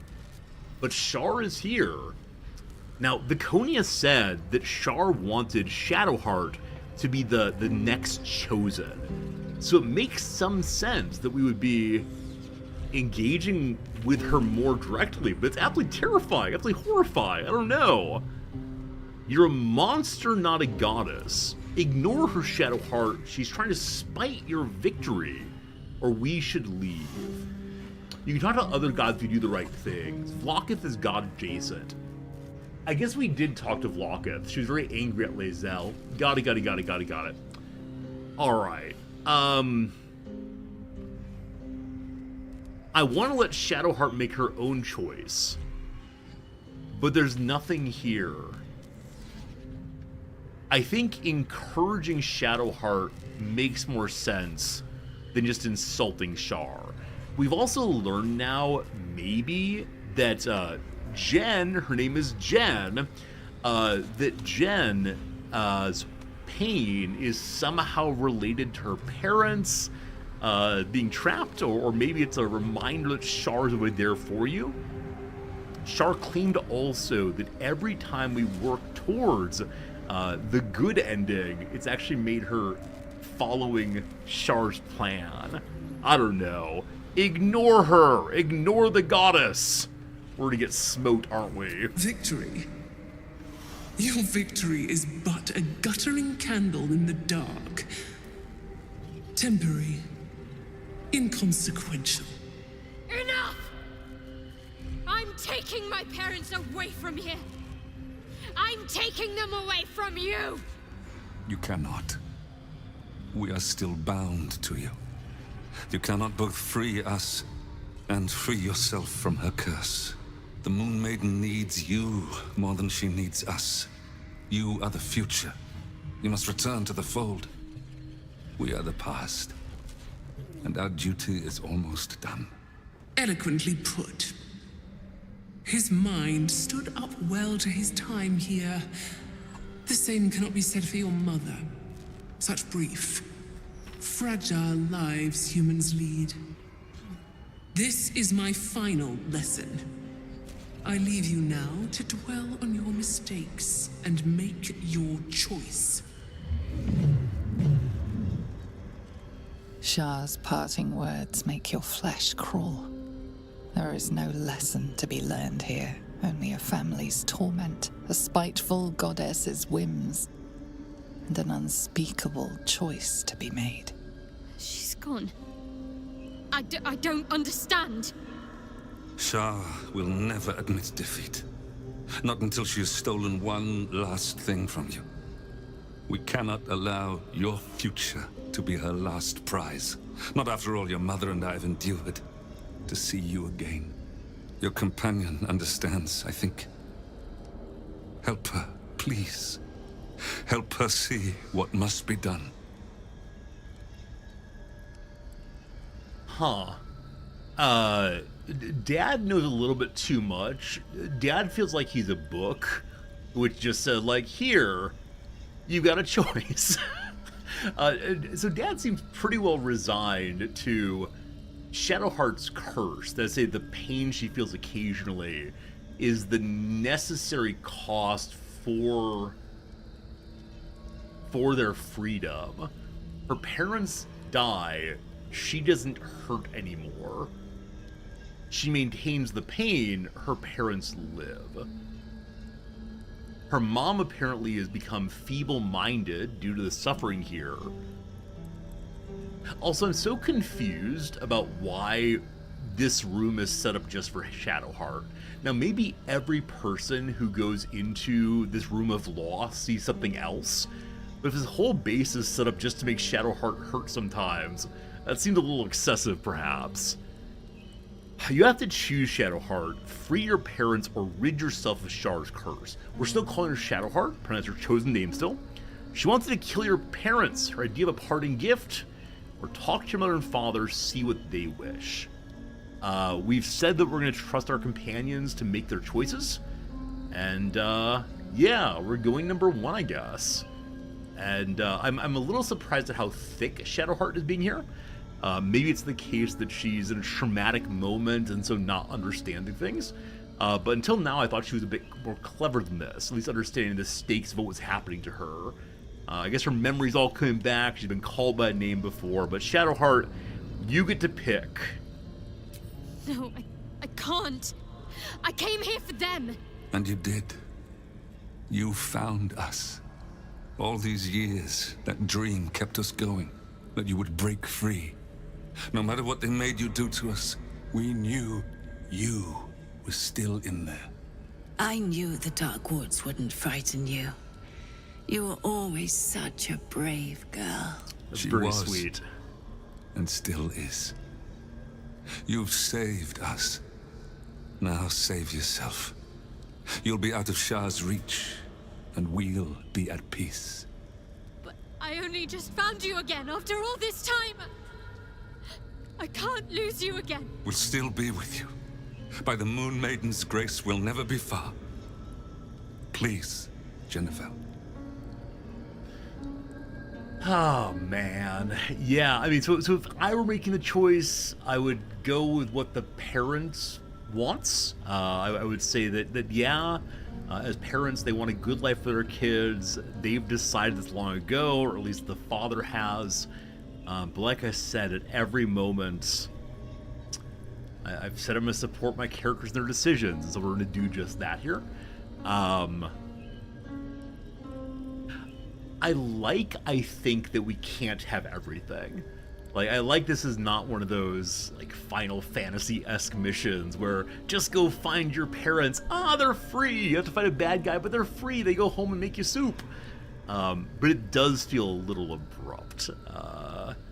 It's just, here you meet them, boop, the choice. And I get that that's Char's cruelty. Char's cruelty is there's no time for feelings, there's only time for desire here, so... It's not just the pain. If her parents are alive, she has to remain in Char's service. So I don't know what that means. I don't know what it means to be in someone's service.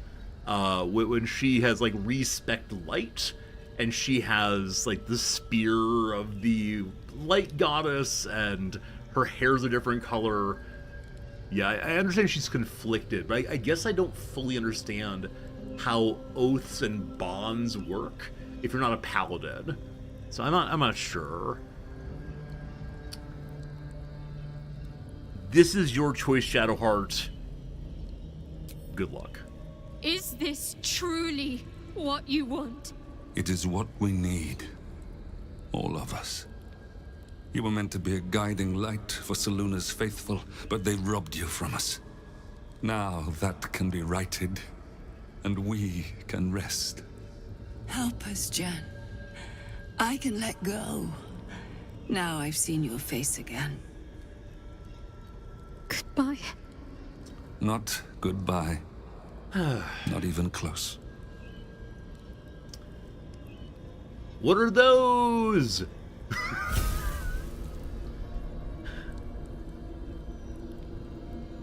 Alright, so Shadowheart's hands are turning white. We're definitely remaining silent. They bring Selûne's light to dark places and offer guidance to those in need. How'd you learn how to make those? My parents are watching over me. Let's leave this place. There's nothing more for me here. So I do wonder how she freed her parents there, that the gesture did so. Is that a forbidden gesture in the Sharite realm? You raise your hand and it's awful, or is it a change of heart, an internal decision? I sort of thought that Shadowheart would have to stab her parents. Like, one last moment of absolute cruelty, you must kill your parents. But it didn't come to that. Instead, it was a kind of a sweet ending. Bittersweet, sad, a little bit pull on the heartstrings, but not the absolute cruelty I expected. Shadowheart seemed cool with it, her parents seemed cool with it, and that was, in a way beautiful. In a way absolutely beautiful. And so I'm guessing there are other endings for this storyline that aren't nearly so beautiful. If you come in as an incredibly cruel character, I suspect something different happens. But there you go. Gladly will leave. One thing, what should I call you? What about your memories? Aren't they gone? I'm curious what she would like to be called. Shadowheart, still. I can't run away from who I was all this time. Besides, there's something fitting to it. Can't cast a shadow without sunlight. Aw, that's a phrase that many of you have put in chat repeatedly. So I kind of saw that coming, but she wants to be Shadowheart still. Shadowheart she will remain. Is that the resolution of her story? Quest completed. Shadowheart decided to end her parents' suffering by putting them to rest and trusting their spirits to the care of Selûne. Now they're at peace and she's free of Char's influence, free of her past. She can choose her own path at last. So her memory is still not complete. I'm curious about the Mirror of Loss. That might be a little dangerous, but we'll look at it in a moment. Alright, No one Bingo stop me yet. says hello to Shadowheart. What's going on, my friend? My parents. I saw them. Spoke to them. and let them go. It's more than I can take in just now. Give me a night to try and get my head together. That's a very strange conversation. Hey, I want to talk to you. Nope, I don't want to talk to you. Let's get on Confusing with it. times. Yeah, I don't think I have much more to say about that, other than it feels abrupt but appropriate. I will take it. I think the father's acquiescence makes the decision much, much easier. Now, I wonder if Shadowheart didn't like us, or if she hadn't been more fully leaned to the good, if she would choose differently. I expect so, but yeah, I mean, had Dad said, no, free us, I want to go enjoy some soup, then it would be a much harder call. Or if Dad and Mom disagreed, can you even imagine what that would be like? But yeah, at least in this ending, yeah, it seems like the right ending given all the circumstances. I'm okay with that. This way. Should we smash this mirror? Can I examine it first? We can just use it. Huh. It doesn't have a health bar, so it's not smashable. Let's see. Huh. Well, let's say hi and see what happens. A great dark mirror looms over you, offering no reflection. You do not know its purpose, yet it feels oddly familiar to you all the same. Study the mirror, try to grasp its nature. An object of faith, examine it closely, understand its purpose, or offer a prayer of our goddess. Let's be religious and just figure out what it is first. Oh boy. We're not very smart, are we? Fingers crossed, team. One of you didn't cross your fingers, did you? Well, okay. I'm gonna save my next reroll. Can't waste that Nothing one. comes to you. The mirror remains a mystery. I'm gonna pray and hope that our new religion overcomes the old religion. We're less likely to succeed here. Wait. I don't want to do this. I thought the prayer would be a prayer to our gods, like purify it.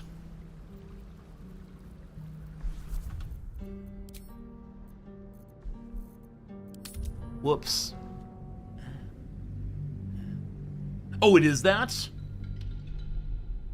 Okay. I worry it's like a re-devotion to the other goddess. See, not knowing what kind of prayer she's going to use is definitely a concern. We will pray again. I'll go ahead and go with it, but I was, yeah, it's one of those cases where I didn't fully articulate what was happening. So we'll take our reload. Sorry.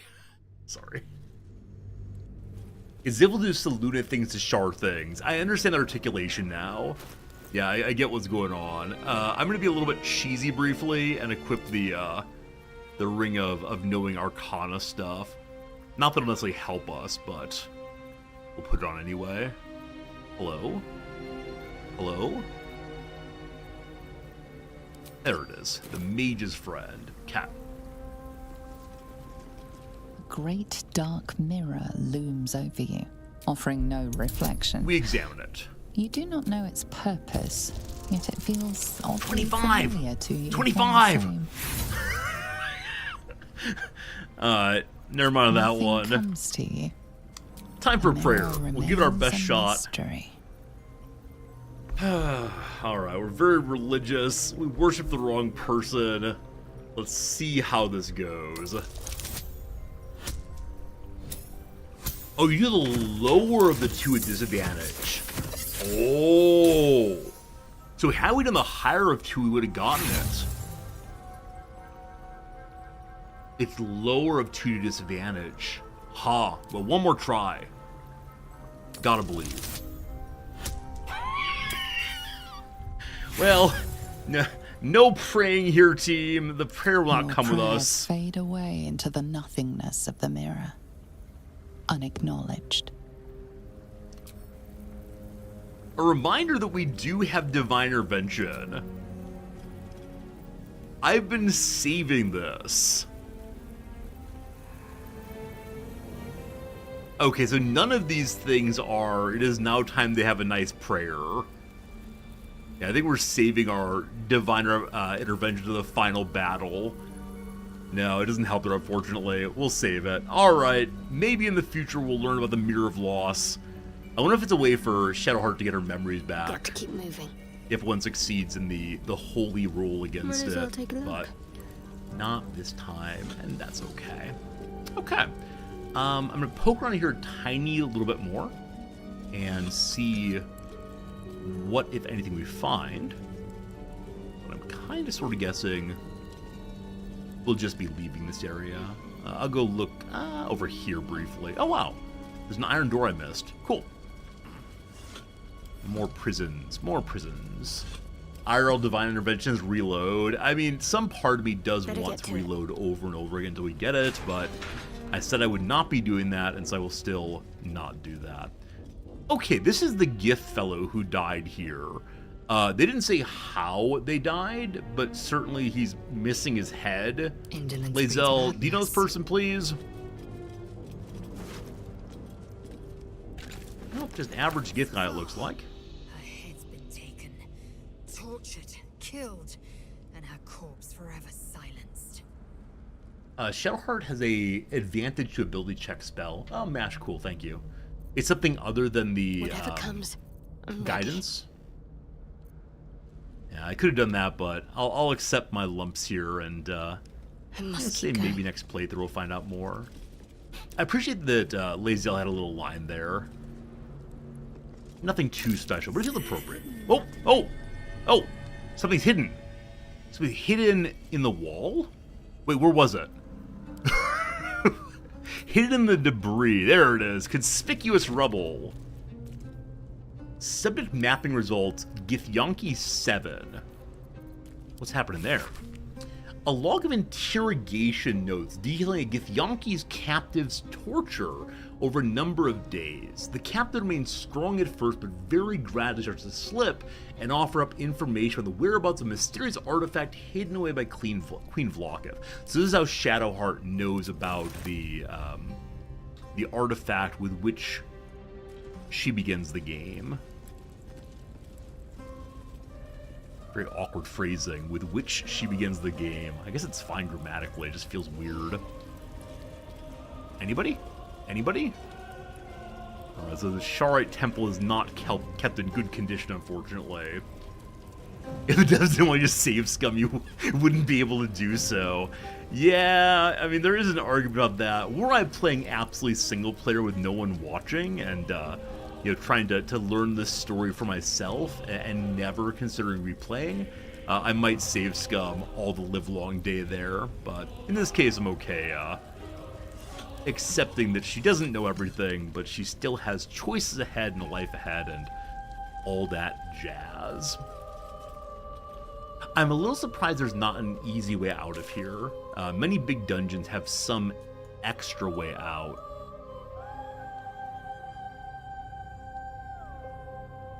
But I'm not seeing it in this case. This is all dark. Wait, that's the wrong end of things. Where am I? Who am I? What's going on? Why am I here? Wait, sincerely, where are we? Oh, there we are. Okay. Sorry. Yeah, I guess no special exit here, or else I'm not seeing it.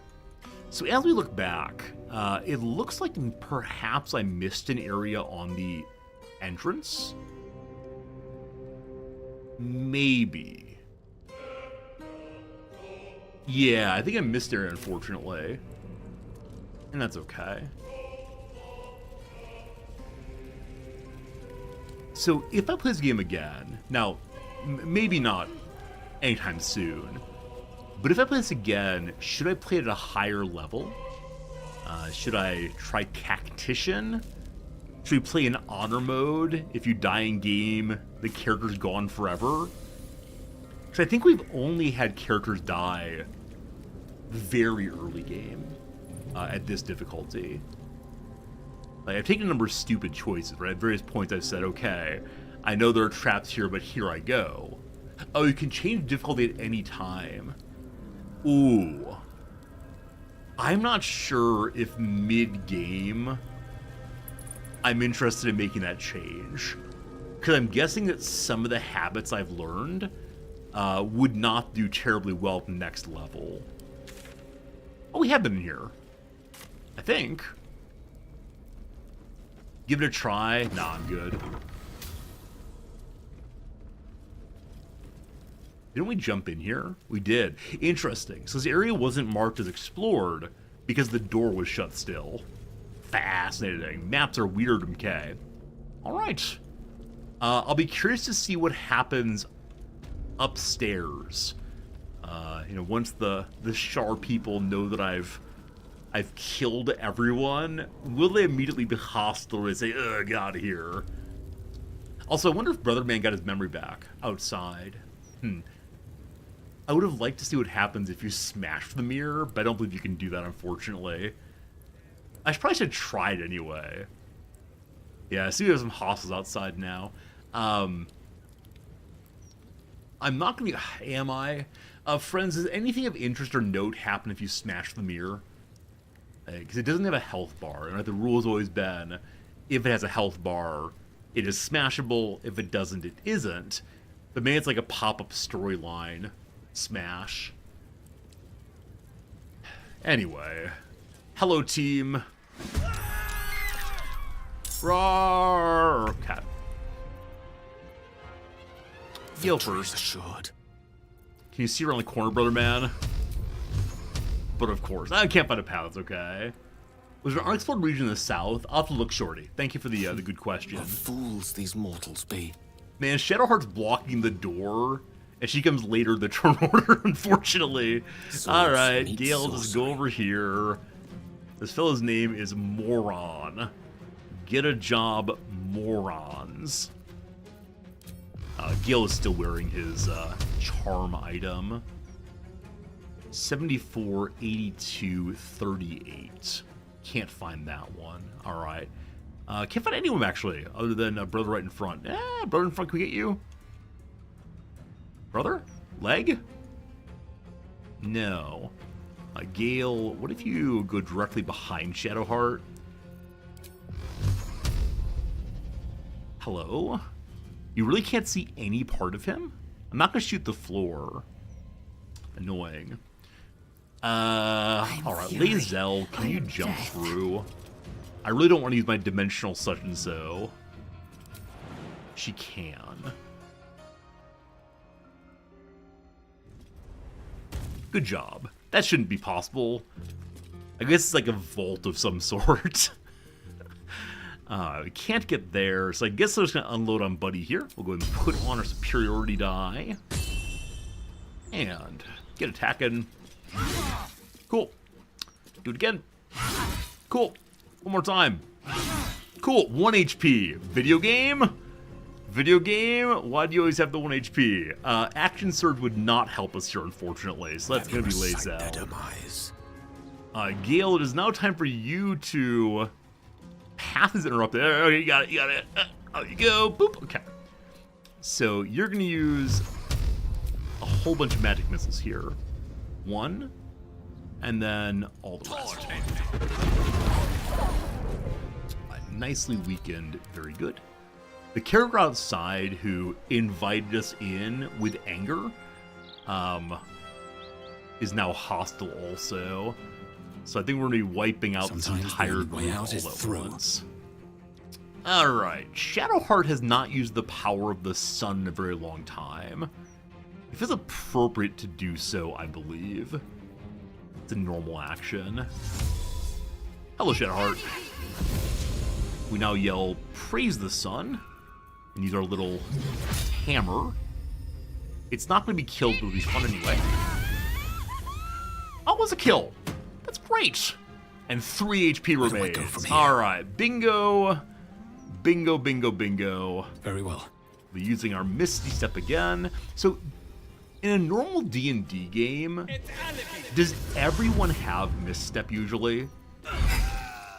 Or is it a strange thing to have fighters and warriors and so on with Misstep? Mistra Rill. Got to focus. On my way. Alright, Shadowheart to the door. Gone with the wind. Come along, enemy! It's a pretty freaking pickup, okay.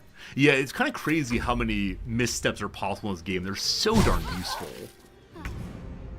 You have to like cast it. Victory So awaits. our fighter can cast it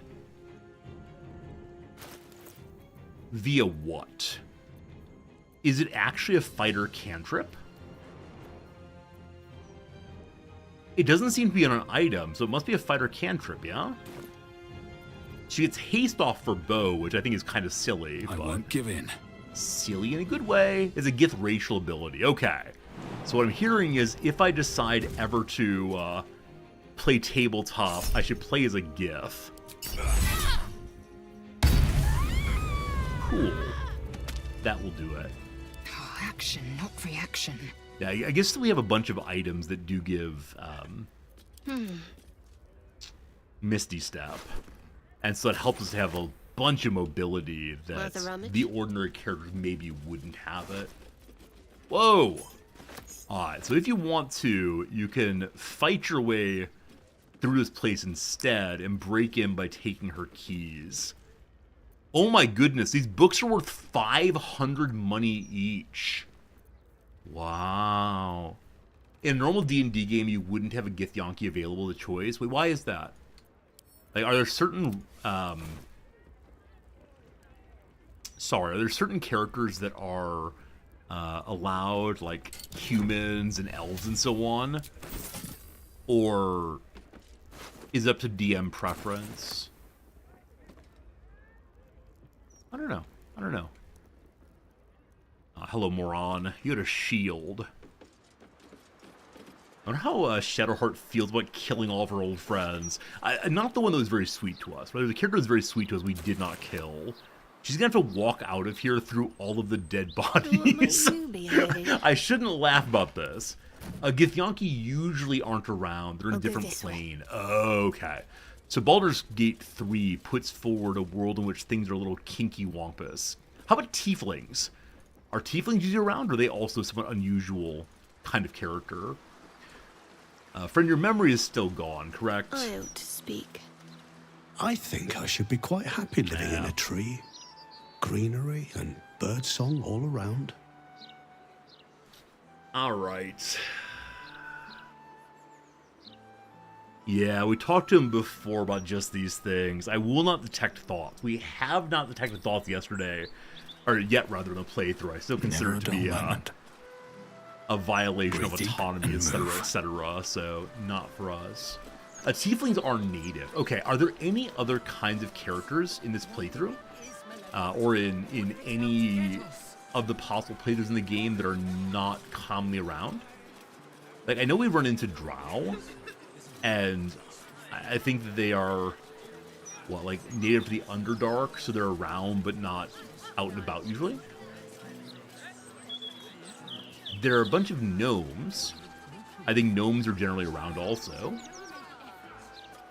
I think the majority of characters we've seen was Karlach's a tiefling. Sorry, she's a demon. I'm glad I killed her.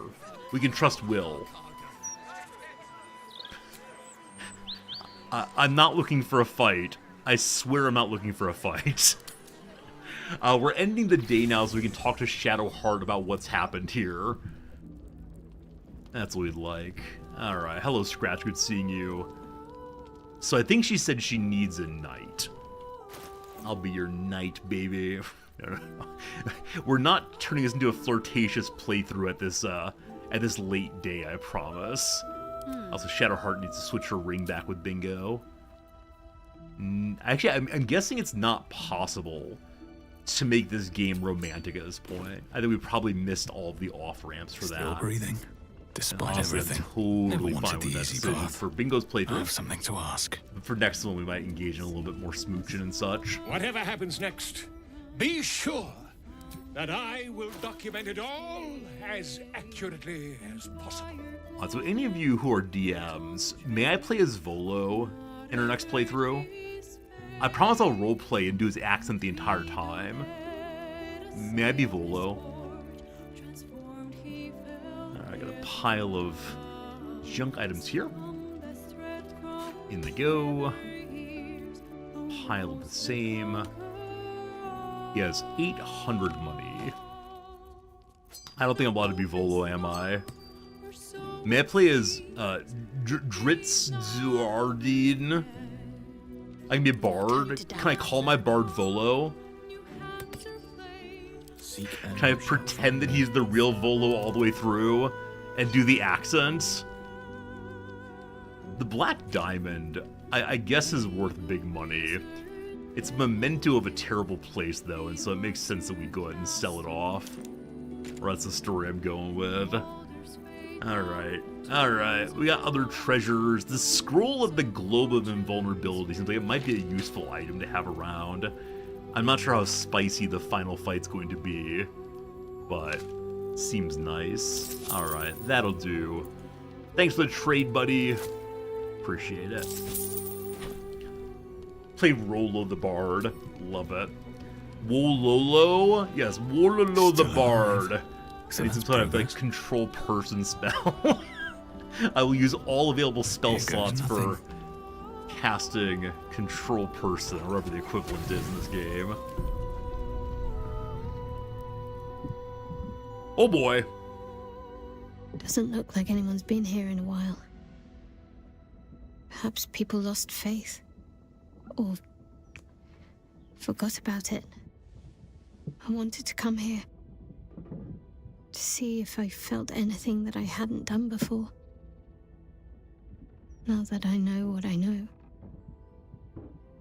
Now that I know who I am. All right. Do you feel anything? You've turned from Shar. Doesn't necessarily oblige you to come here and embrace Lune. Or who are you? You mean Genevieve? She asked not to call her that, so... Number one, what do you feel? Open conversation? Not gonna shut things down, just open. Team, question for you. If we'd made different decisions, but found ourselves in this conversation or any like it, would we have different choices in the conversation unrelated to, like, we are a paladin, we are a warrior? So, like, if we were real mean, but ended up here anyway, could Bingo say, I spit on your relationship? Patooey! I don't know how many choices there are in every conversation. Because these three here all seem relatively kind as messages. But I do wonder, like, how weird is it going to get? There are very different options in these scenes. Okay, cool. I'm guessing it's, oh, you don't need to worship that goddess. Just worship me, baby doll. Loss. Actual loss, not Shah's oblivion. I had my family. For too short a moment. Now they're gone. By my hand. Yeah, that's true. They're not truly gone. Remember the moon motes. You did what was necessary. You freed them and yourself. You made your choice. Now you have to live with them. Or say nothing. So, number one appeals to me most of all. However, it does feel like I'm trying to take over her conversation and tell her how to feel. And I personally struggle with that, but I think Bingo would go and insert himself here. The half-orc would not be able to hold back. I remember. But they can't comfort me. They can't give me advice. They can't tell me what I was like as a little girl. Oh no, we made her cry. Embrace her. That's it. Let it all out. Been a long time coming. Dry your eyes until we saved ourselves. Tears are a luxury.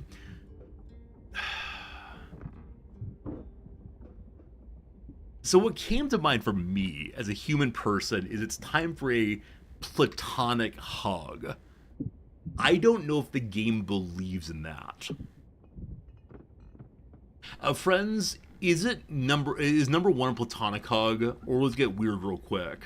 The lack of intentionality on the part of Bingo I find troublesome here. Yeah, I think like vulnerable emotional times, what can confuse like sorrow and romance, etc. It is platonic. All right, here we go then. No, no, no, friendship.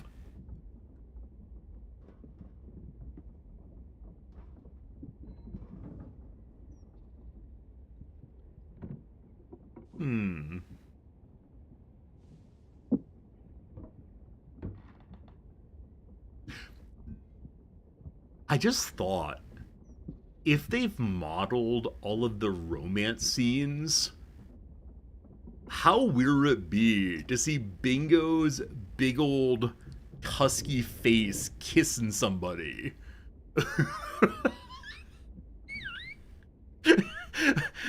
I kind of want to see it just to see what they do with the tusks.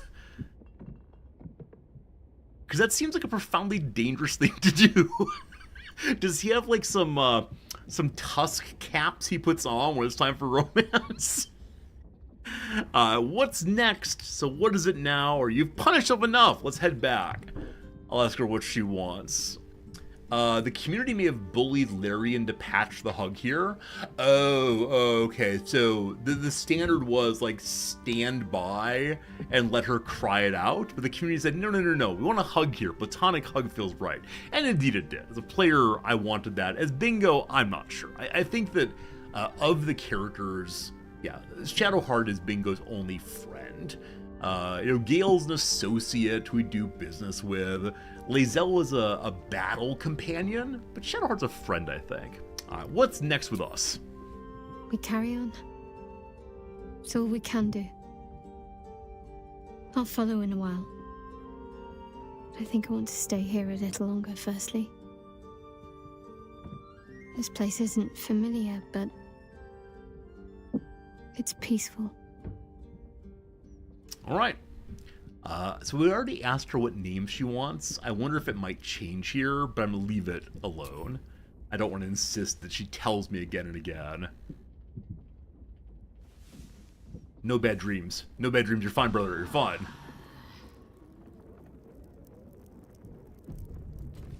Are we fine? Good morning, everyone. Good to see you all once more. Happy whatever day it is. All right.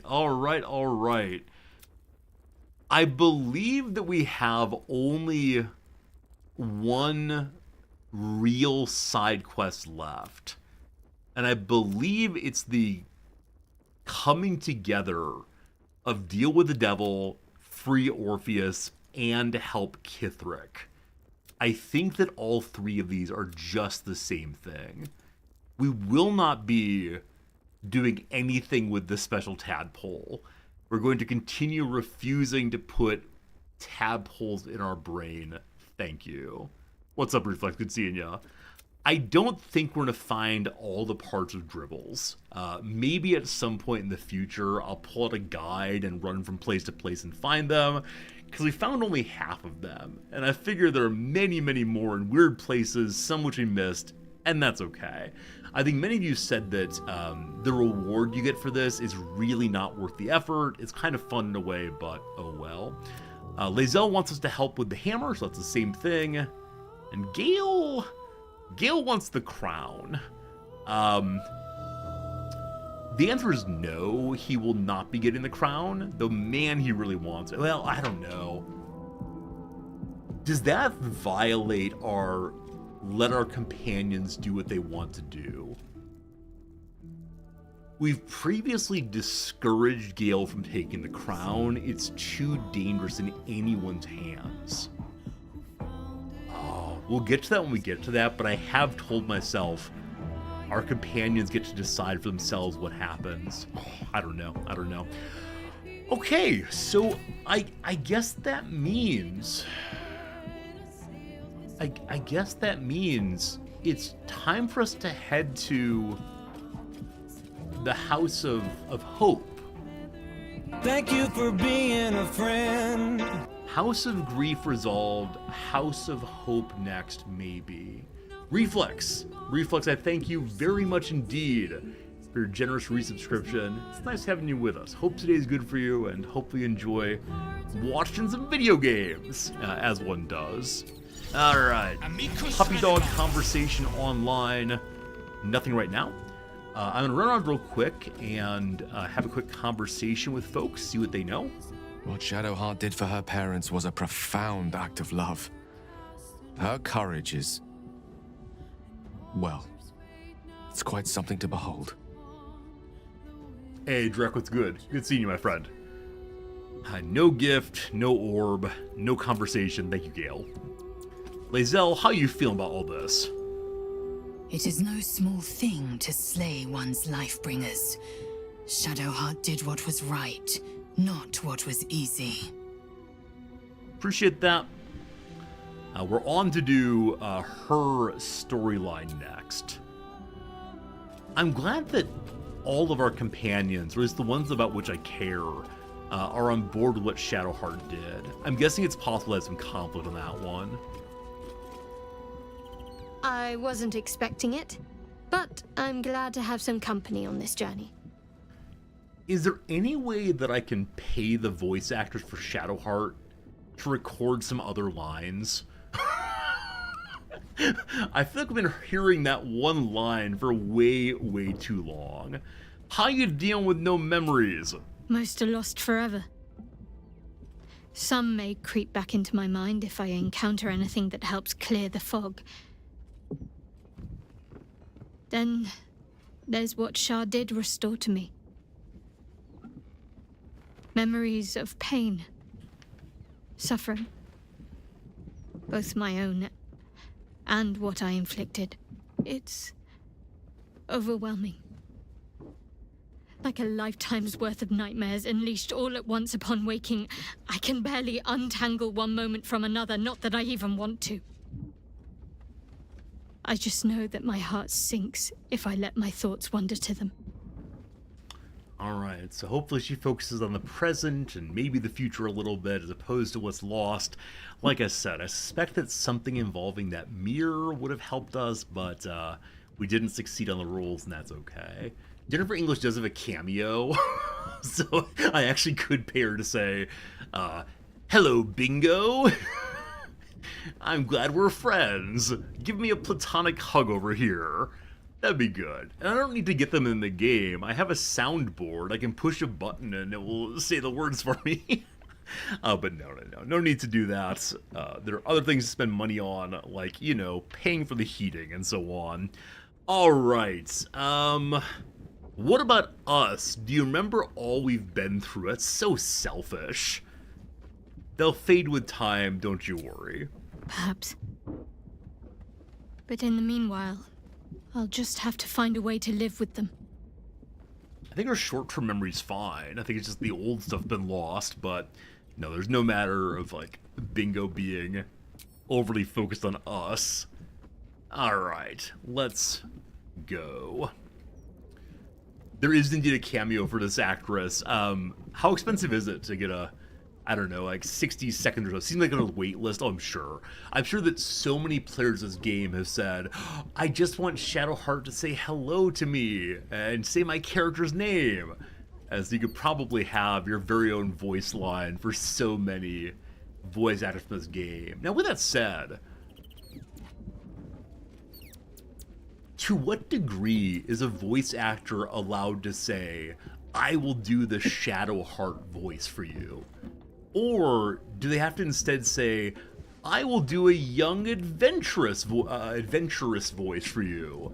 And then we all know it's Shadowheart, but she's not using the name, which she rightfully does not own, I believe.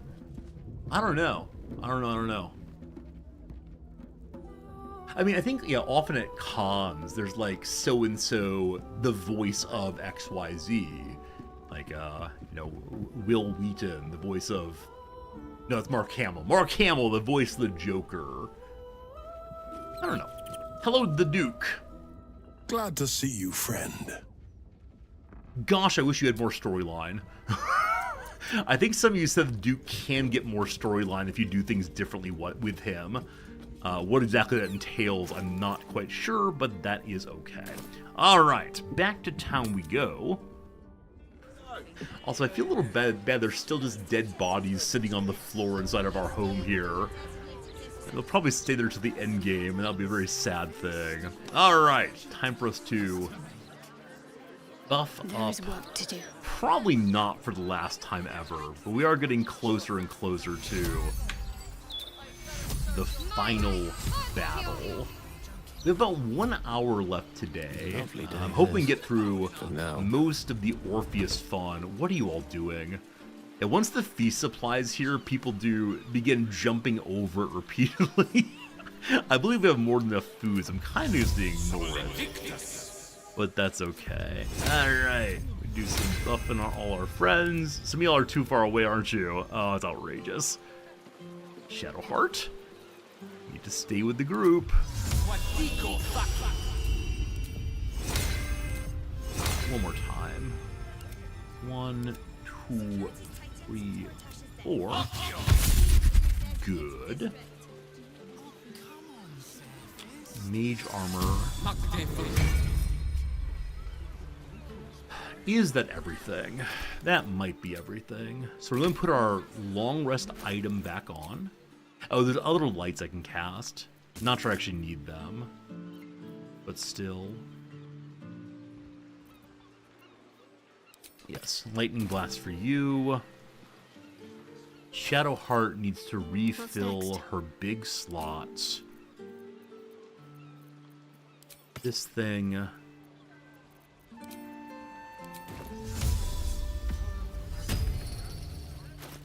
It's possible I should save that for during a battle and let Gale have another 6 slot instead of her, but it's okay. Is that all for now? Close enough at least. No one back home will ever believe this. Pretty excited to see the Orpheus stuff. I'm pretty excited also.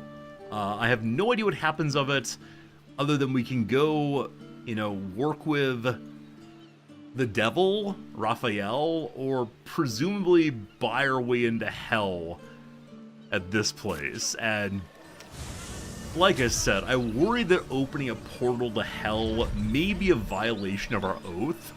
It seems possibly,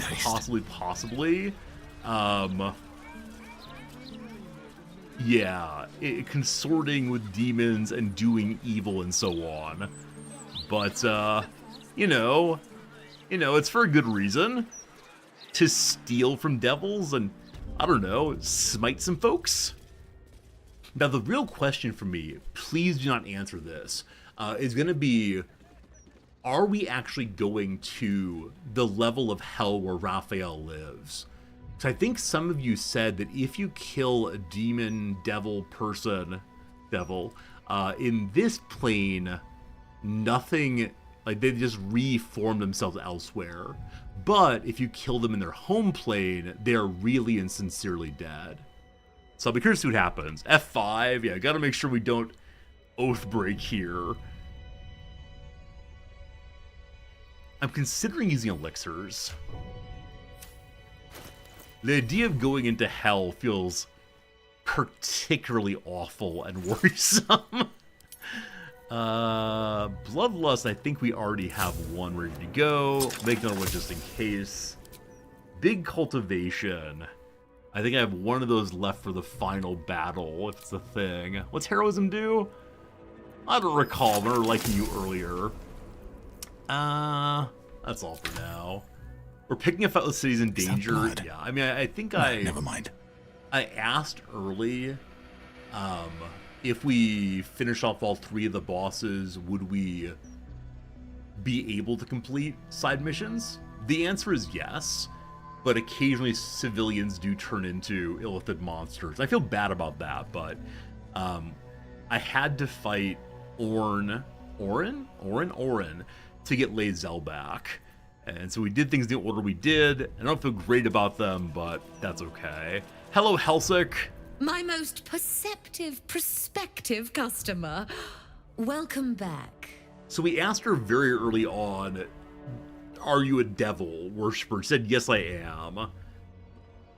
I'm interested in the hells themselves. A place called the House of Hope in particular. Truly? That's remarkable. I like to deal with remarkable people. Very well. You stand before Mammon's picklock, latchkeeper of the 9 hells. My business is not information, nor hellish curios. Not really. I break people into the hells.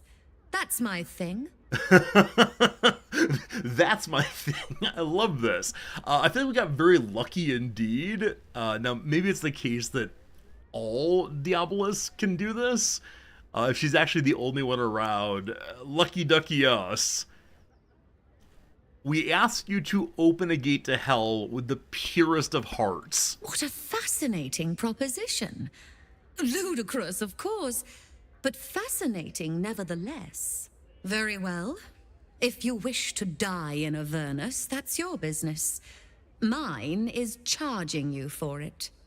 Of course, such a task will require quite the substantial donation to Lord Mammon's coffers. Such a task would be tantamount to suicide. Do not even entertain it. 20,000 money. She said Mammon, that's the god of greed, that's the god of American culture. Waive the fee, and I'll add one of Raphael's artifacts to your collection. 20,000. Give me a moment to think this over. Mull or don't mull. It matters not to me. If you have coin, return. If not, don't. So the Emperor believes that we will die if we do this.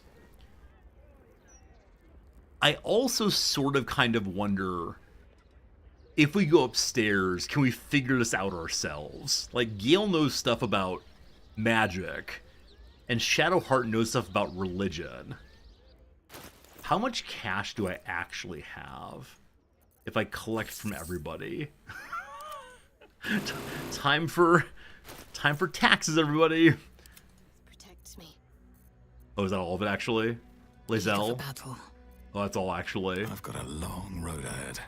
Okay, so we currently have 12,000 money. Oh, it's right here, isn't it? It's right there. I have things I can sell. But I think I'm going to ask her, hey, would you mind waiving the fee if we bring you an artifact? Now, the artifact cannot be... Can't give up now. Orpheus's hammer. My most prospective customer.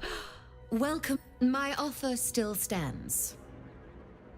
Or do I threaten her? We're half orc. I have the money to pay half. I don't think I should offer her artifacts. Giving evil things to evil people seems questionable. Now, I'm guessing an artifact is worth more than 10,000 money, so let's see. Please don't be evil here. I need a 25. Why is Gale not able to cast the charisma thing on me? Is he standing too far away, possibly? Well, here we go.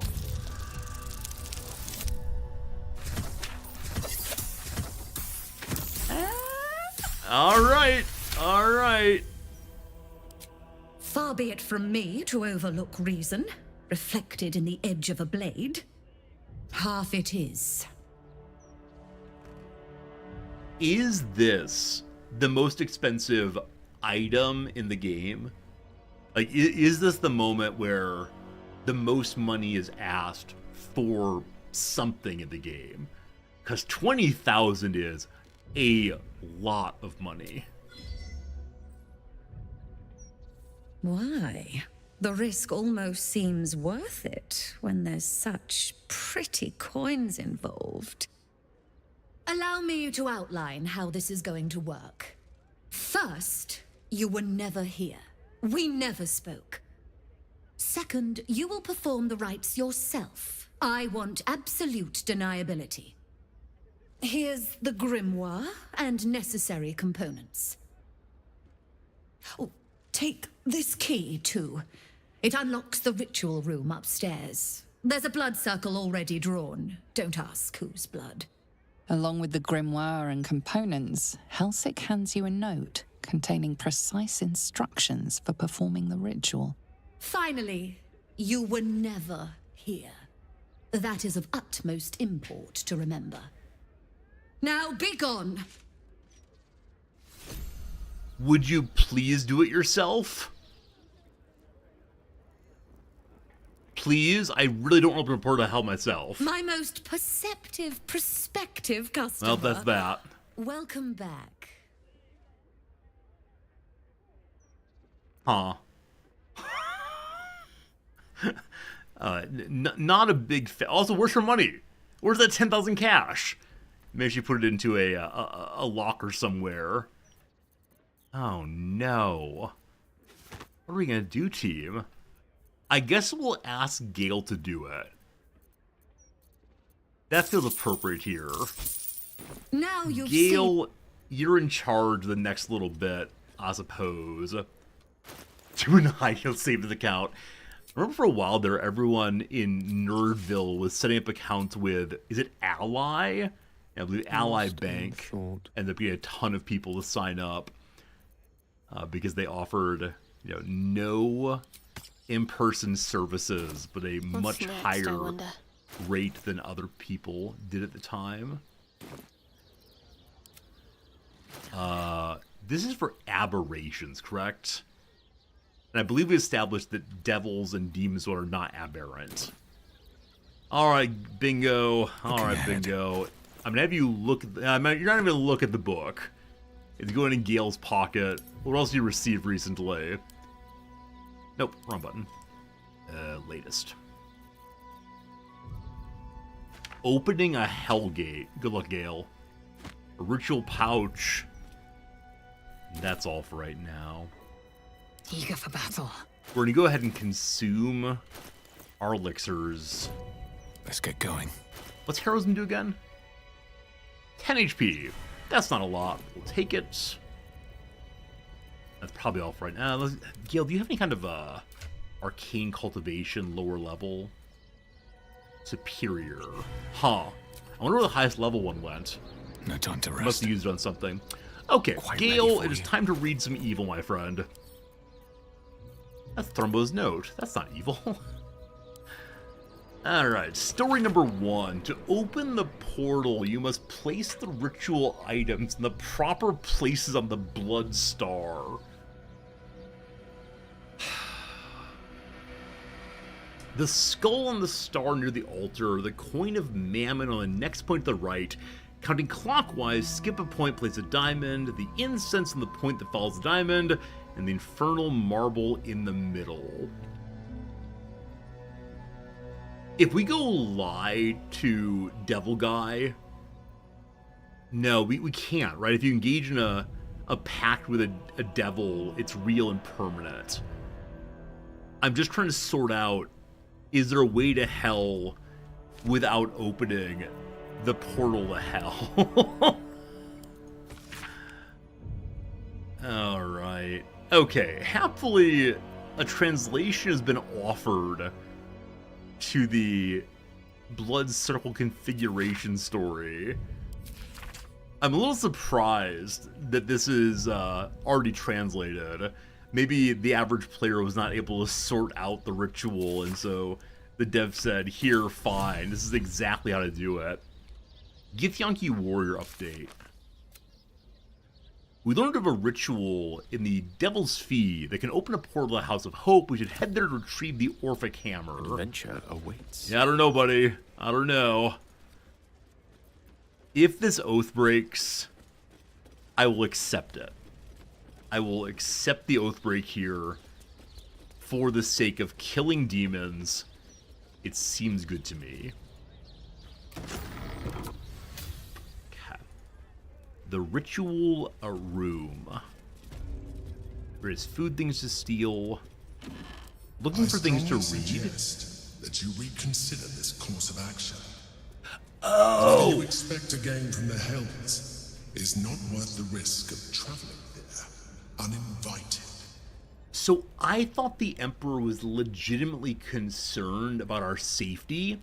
I think he knows that we're trying to free Orpheus, right? And this is one of the major tensions in the game.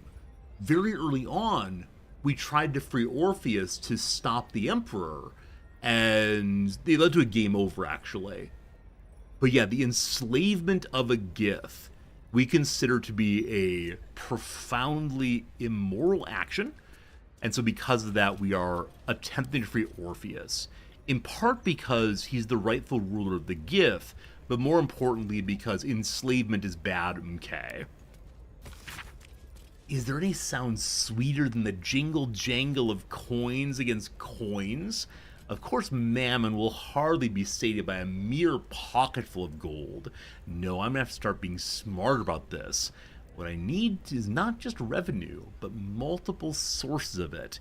If nothing else, to beat Corilla. That's the Diabolist who follows Raphael around, I think. Perhaps it's time to diversify the business. Not just curios, but information. Or better, access. Oh, you're a genius, Helsik. Alright, so I wonder if Corilla is also a worshiper of Mammon. And what that means in this context. She gave me the key to her rooms. I'm poking in her bedroom right now. Does this feel bad? It feels a little bad. That says she worships Satan and all of his lieutenants, and so I don't mind poking on it a little bit. Something is curious. These loose planks everyone has. Note from Gortash. Excellent work, Helsik. I'm beginning to see why they call you Mammon's Picklock. So it is indeed the case that, what's her bucket? Helsik helped Gortash go to hell and do something, what, I don't know? Apparently something involving an artifact. Do we know what artifact she brought back? Or is that something that is not part of this playthrough? We have a key. What does the key do? Did it open your little box over here? Yeah, I'm not feeling very pickpockety right now. Gotta save all my rolling luck for, you know, hell. Oh, the Coin of Mammon. We need a Coin of Mammon to tainted by the Hells themselves. To open the gate. Mask of Soul Perception. Bonus to attack rolls, initiative rolls, and perception checks. This is almost strictly speaking better than the Hood of the Weave, isn't it? If Gale's not taking attacks, this is strictly better. Formerly worn by Autumnal Baskin, a professional mediator turned bare-knuckle champion who gained enlightenment via two methods. The first was giving up her addictive reliance on secluded caves and lonely mountaintops and getting a bit more sociable. This involved many skirts and most of them lavender. It's better for fighters, not spellcasters. Wait, why? Oh, are spell attack rolls and attack rolls different? So on the right-hand side, we see spell attack rolls. But spell part is not in yellow. I assume they were the same. See, unfortunately, I'm the kind of player at your tabletop who doesn't understand any of the words involved. Okay, so special Gith hat. Bonus to intelligence, wisdom, charisma saving. Or higher attack roll. I mean, attack rolls on fighter, pretty darn fun. Oh, that looks so stupid, though. Well, definitely would be hiding that. Yeah, the bonus to initiative on Lae'zel seems good. I'm sorry, no more gift hat for you. So she loses a bunch of flat stats. Oh, is that actually a problem? No, because she's at even numbers. So she was going to odd numbers. No, it's only on saves. Only on saves. My apologies for the confusion there. Okay, do we need to collect all the pieces and parts here? Or does the ritual bag have them all? The ritual bag has them all, which I'm guessing means we could have stolen these items from around her home and done the mission ourselves, opening a portal to hell. The only difficulty on that, I guess, is then we probably wouldn't have the easy translation, I'm guessing. Okay, the first item needs to point to... Owlbear, that's sad. The first item needs to point towards an altar. I'm not sure I see an altar, honestly. Unless the altar is the giant pile of money there. Huh.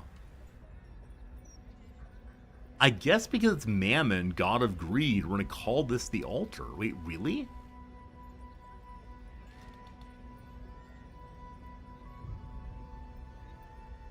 Huh. Fun. Okay, time to involve ourselves in a bit of evil for the sake of the good. Place the skull on the point near the altar.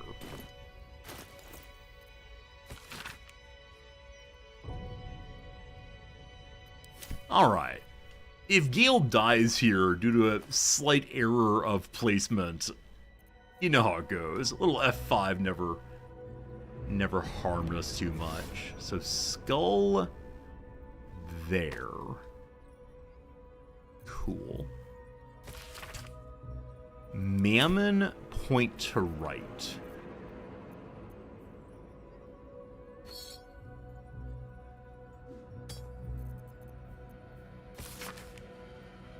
Counting clockwise, skip a point and place the diamond on the next one. Skip a point? No, that's coin. Skip to here. Diamond. I wonder if there's a hidden altar I've missed. Skip that one. Place the incense on the point that follows the diamond and the marble in the middle. Okay, Shadowheart, gonna need you to move. Team, let's go. Let's go.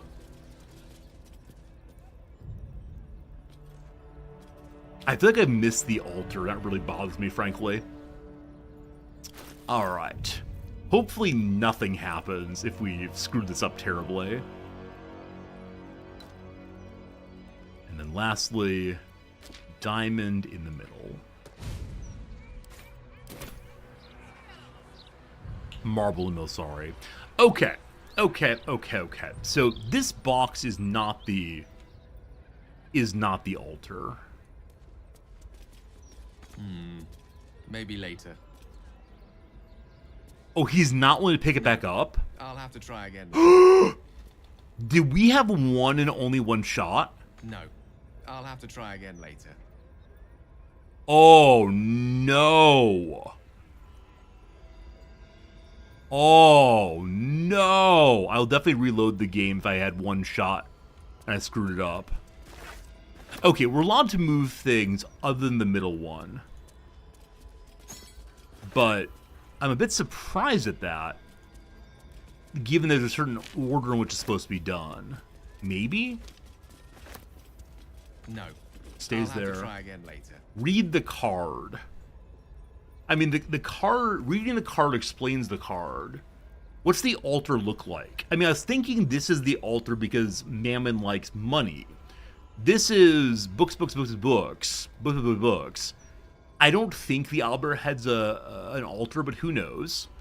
A casket, desk with fun items, another possible altar Mammon, stories from the newspaper, door, maybe altar? I mean, table, the end. Read the blood circle. It says X. It says Pentagram Fun. Oh, is this an altar? Oh, is this considered an altar? I thought it was just a table. My apologies for misunderstanding what these evil doers are up to. Sorry. Alright, the skull goes there. Maybe. Oh, it's a different color now. Ah, it becomes orange. Like, I was very pleased with myself for figuring out that Mammon likes money. And so maybe that's why the coin lives near his box. I'm gonna stay with that story. Then skip to 1, 2. I mean, how nice that they turn goldish when you did it correctly. Alright, here goes nothing / something. You were wise to reject the devil's offer, but there is no reason to provoke him by invading his home. Alright, we've not oath broken yet. Does that change? Am I sure I want to go there? I mean, not especially. But we must free Orpheus. I remember much earlier game, like possibly Act 1, Raphael took us somewhere into a mansion that was full of tasty food, and we immediately demanded that he put us back or we would attack him. And he did. I don't know if it's the same place as before. Okay, here's some things. We found our way into the House of Hope, find the Orphic Hammer. I wonder if Raphael knows we're here. Like, did we ring the doorbell possibly? Number 2, we enter the House of Hope. Look around. Number 3, find that hammer. Number 4, the devil will be unhappy if he finds us trespassing. Am I gonna start stealthing for the first time? There's no way we stealth through here, unfortunately. So what's the plaque say? I don't hear the Emperor. You came. Such a shame. Curiosity killed all the cats. It won't be so kind to you. As the woman speaks, you hear a distant rattle of chains, and she winces in pain. The jailer will hear us. I shouldn't be talking to you. I must go. It's not kind to me. The figure flickers and starts to dim from view, but you sense she could be convinced to return. Okay, this character's name is Hope. She referred to the jailer as an it, so I expect that's not Raphael there. Hope is the kind of name they think immediately, oh, I must save her, must free Hope. But I don't recognize the markings on her face. They look demonic, but maybe there's like tribal tattoos that were really popular back in the early 2000s. Maybe I can help free you. The figure shimmers brightly. Your words seem to have piqued her curiosity. I hope so. But it is a faint hope. Just like me. I can't leave. I could only suffer. But I'm supposed to do that in silence. Everyone here hates me for what I am. I'm the thing that kills you and the only reason you're alive. Made by a promise, undone by the truth. A handshake, a hug, the first beat of a newborn's heart. I am Hope. What little is left of her. A guttering candle in a universe of night. I'm not much of a friend to anyone anymore. But I could use a friend myself. Do you want a friend to guide you through this madhouse? I hear the jailer. It hears me. It'll call Raphael, make every question count. Make some of them count twice. You must ask of the Orphic Hammer. Without it, the Prince of the Comet and the Githyanki people remain forever chained.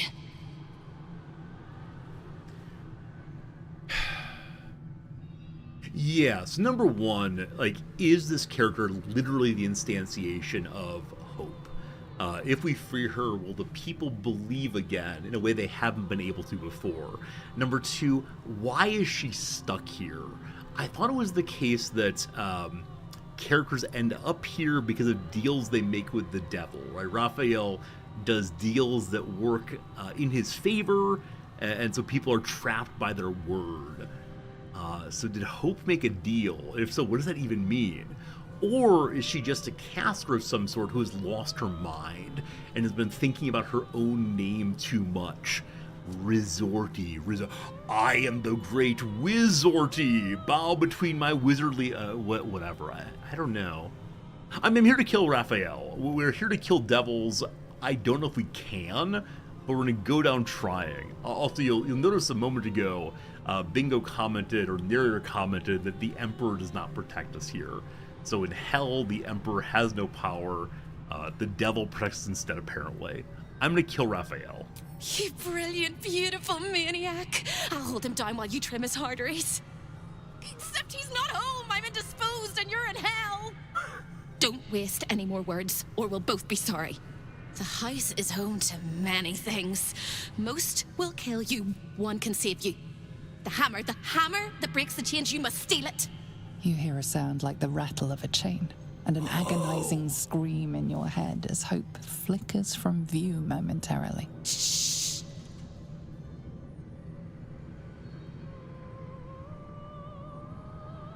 Quiet.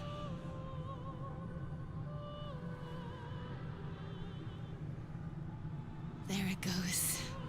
Everyone here is mad. Even you, especially me. And that makes them dangerous, but it also makes them stupid. I'll make you seem as ruined as the rest of the people here. A simple glamour to make you a terrible wretch. Oh. Now whisper your questions, little wretch, but really quiet and very clever. Concentrate. What on earth did she just do to us? It's only to Bingo. Did she steal my armor and such, or merely change our appearance? We're going to use our Oath of the Ancients to be quiet and maybe lock brains with her. I wish I understood what's happening in this conversation. It's beyond me, though. Only a 10. We can always do a 10. Where was that roll recently? I just don't know. Remember, quiet as a mouse. If she's telling me to stealth, I can't. I'm going to find the Orphic Hammer on my own. I expect we're going to fight our way through here, because stealth is just not my bag. How do I help you? You can't help me! You can't even help yourself! You're gonna die here! Cool. I thought it would be quiet. After me, rather than your own heart's desire. It would bring a tear to my eye if I had not shed them all so long ago. The hammer is the key for you and for me. Okay, so free her with the hammer. I wonder if the hammer has only one hit. If we can choose to free Hope or Orpheus, that'd be terrible. Hope we can free both. We'll see. All right, where's the hammer? The same place you'll find your sorry little soul when Raphael rips it out. Settle. Discovered an ancient Gith prince in need of a savior. The Orphic Hammer is the perfect tool for breaking all infernal chains. In the archive, down the corridor, past the debtor. Oh, the debtors. They won't like you. But I like you. I know I do. I think I do. I hope I do. I just need to ask one question, and I'll know for sure. This conversation makes me feel so uncomfortable. And I'm not sure I can articulate why. Now, part of it is that her emotions and tenor and mien are changing so much from moment to moment. But I think this might be the creepiest character in the entire game. Now, I don't remember all the characters. I'm sure there's someone else who competes for it. Do you all feel similarly with Hope here? Yeah, it's really awkward. And I understand, like, it's meant to model how hope feels, right? Oh, I'll do well. Oh, I can achieve this. Oh, but no, I didn't. It hurt. I don't know. It's really well written character. What is the question you want to know? Can you save me? Please, please, please, please, please, please, please, please. If I can, I will. What needs to be done? She's gonna yell, "Get the hammer!" And so, of course, You I'll don't save even you. know how. It's the hammer. All right. You have to listen very, very, very closely. I will say this only once. Find the key, take the hammer, smash my chains. Find the key, take the hammer, smash my chains. Find the key, take the hammer, smash my chains. But be careful when you take the hammer. The fire will come, and Raphael, you must run, run, run, run. But don't forget me. Please, please, please. I don't want to burn. Not again. The rattle of chains echoes louder from unseen places, and without a scream or a sigh, hope disappears. Oh my goodness. Alright, a few things. I mean, many things.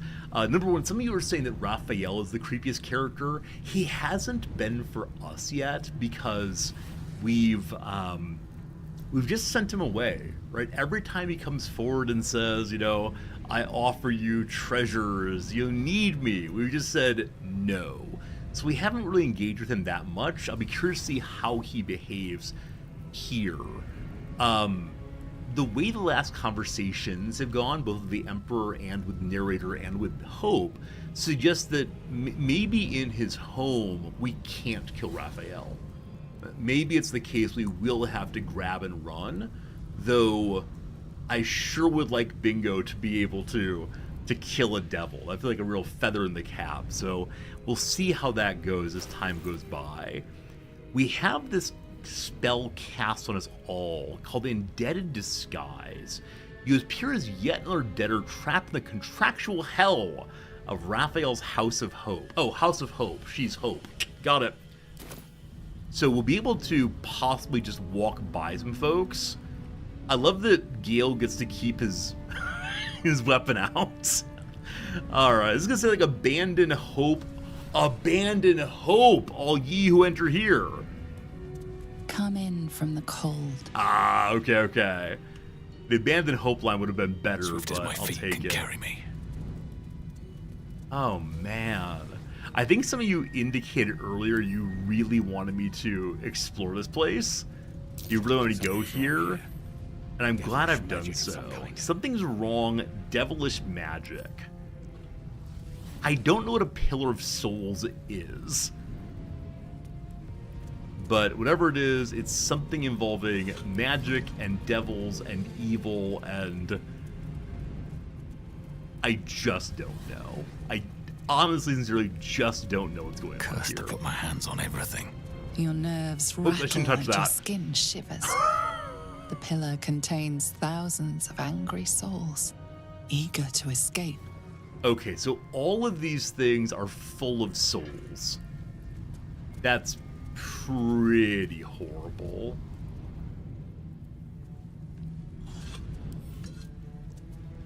The intense people wanting me to come here were too well-intentioned. What does too well-intentioned mean, Pharaoh?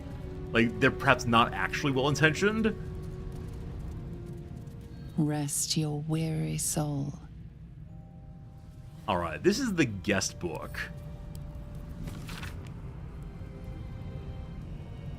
Invited guests are Hollister Blackcoak, Runner, and the High Inquisitor Verilus Receptor. I don't know if I know these people, unfortunately. And then involuntary guests. Feast Hall Access Only Meal Plan D. Sylvia Savicos, Fabius Krieg, and Sir Bluto Saint-Pierre. I don't know if I know these people at all. They want me to win the game a certain way. Yeah, if it's free Orpheus as opposed to work with the Emperor, I prefer that. That's what I want to do. But I really worried, and I still do kind of worry, that the only way to free Orpheus is to work with the devil more than I want to. I think I said I was going to ignore Raphael entirely. It didn't quite come to pass. Alright, team, we got 20... Oh, wow. This is the area we were brought to before, isn't it? The place with all the beautiful and good food. I see. Oh, we're dealing with the devil. That's funny, Pharaoh. By fighting and killing him instead of making a deal. That's very clever. Alright, so the beautiful food has been destroyed. I wonder if it was always this terrible feast, but we were being tricked before.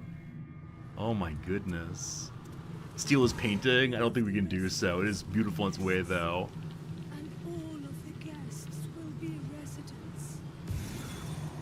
So souls are popping up here and there. Am I allowed to have a conversation, or is it going to lead to problems?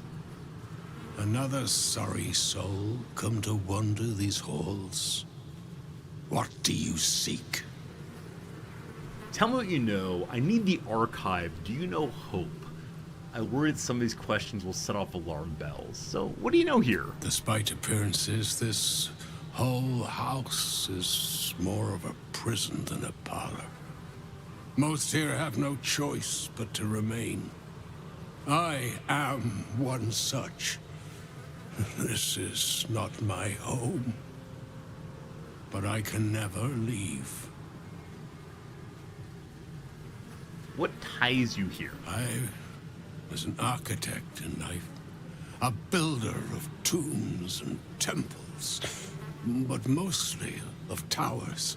My proudest work reached for the stars and sought to dry Seluna's tears.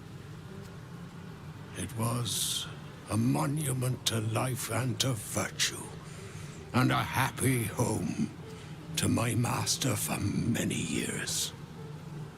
Well, I wonder if this is Moonrise. I don't know. I don't have time for this. Where's the Orphic Hammer? Who is your master? Great general. A greater man. Ketheric Thom.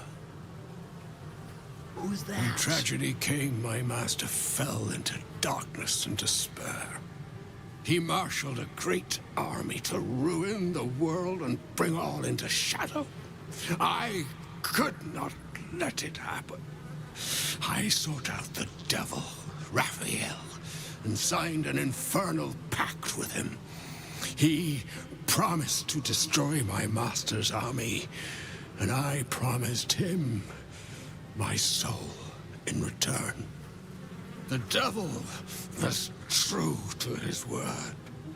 Fiends slaughtered my master's forces, but he endured somehow and blighted the land.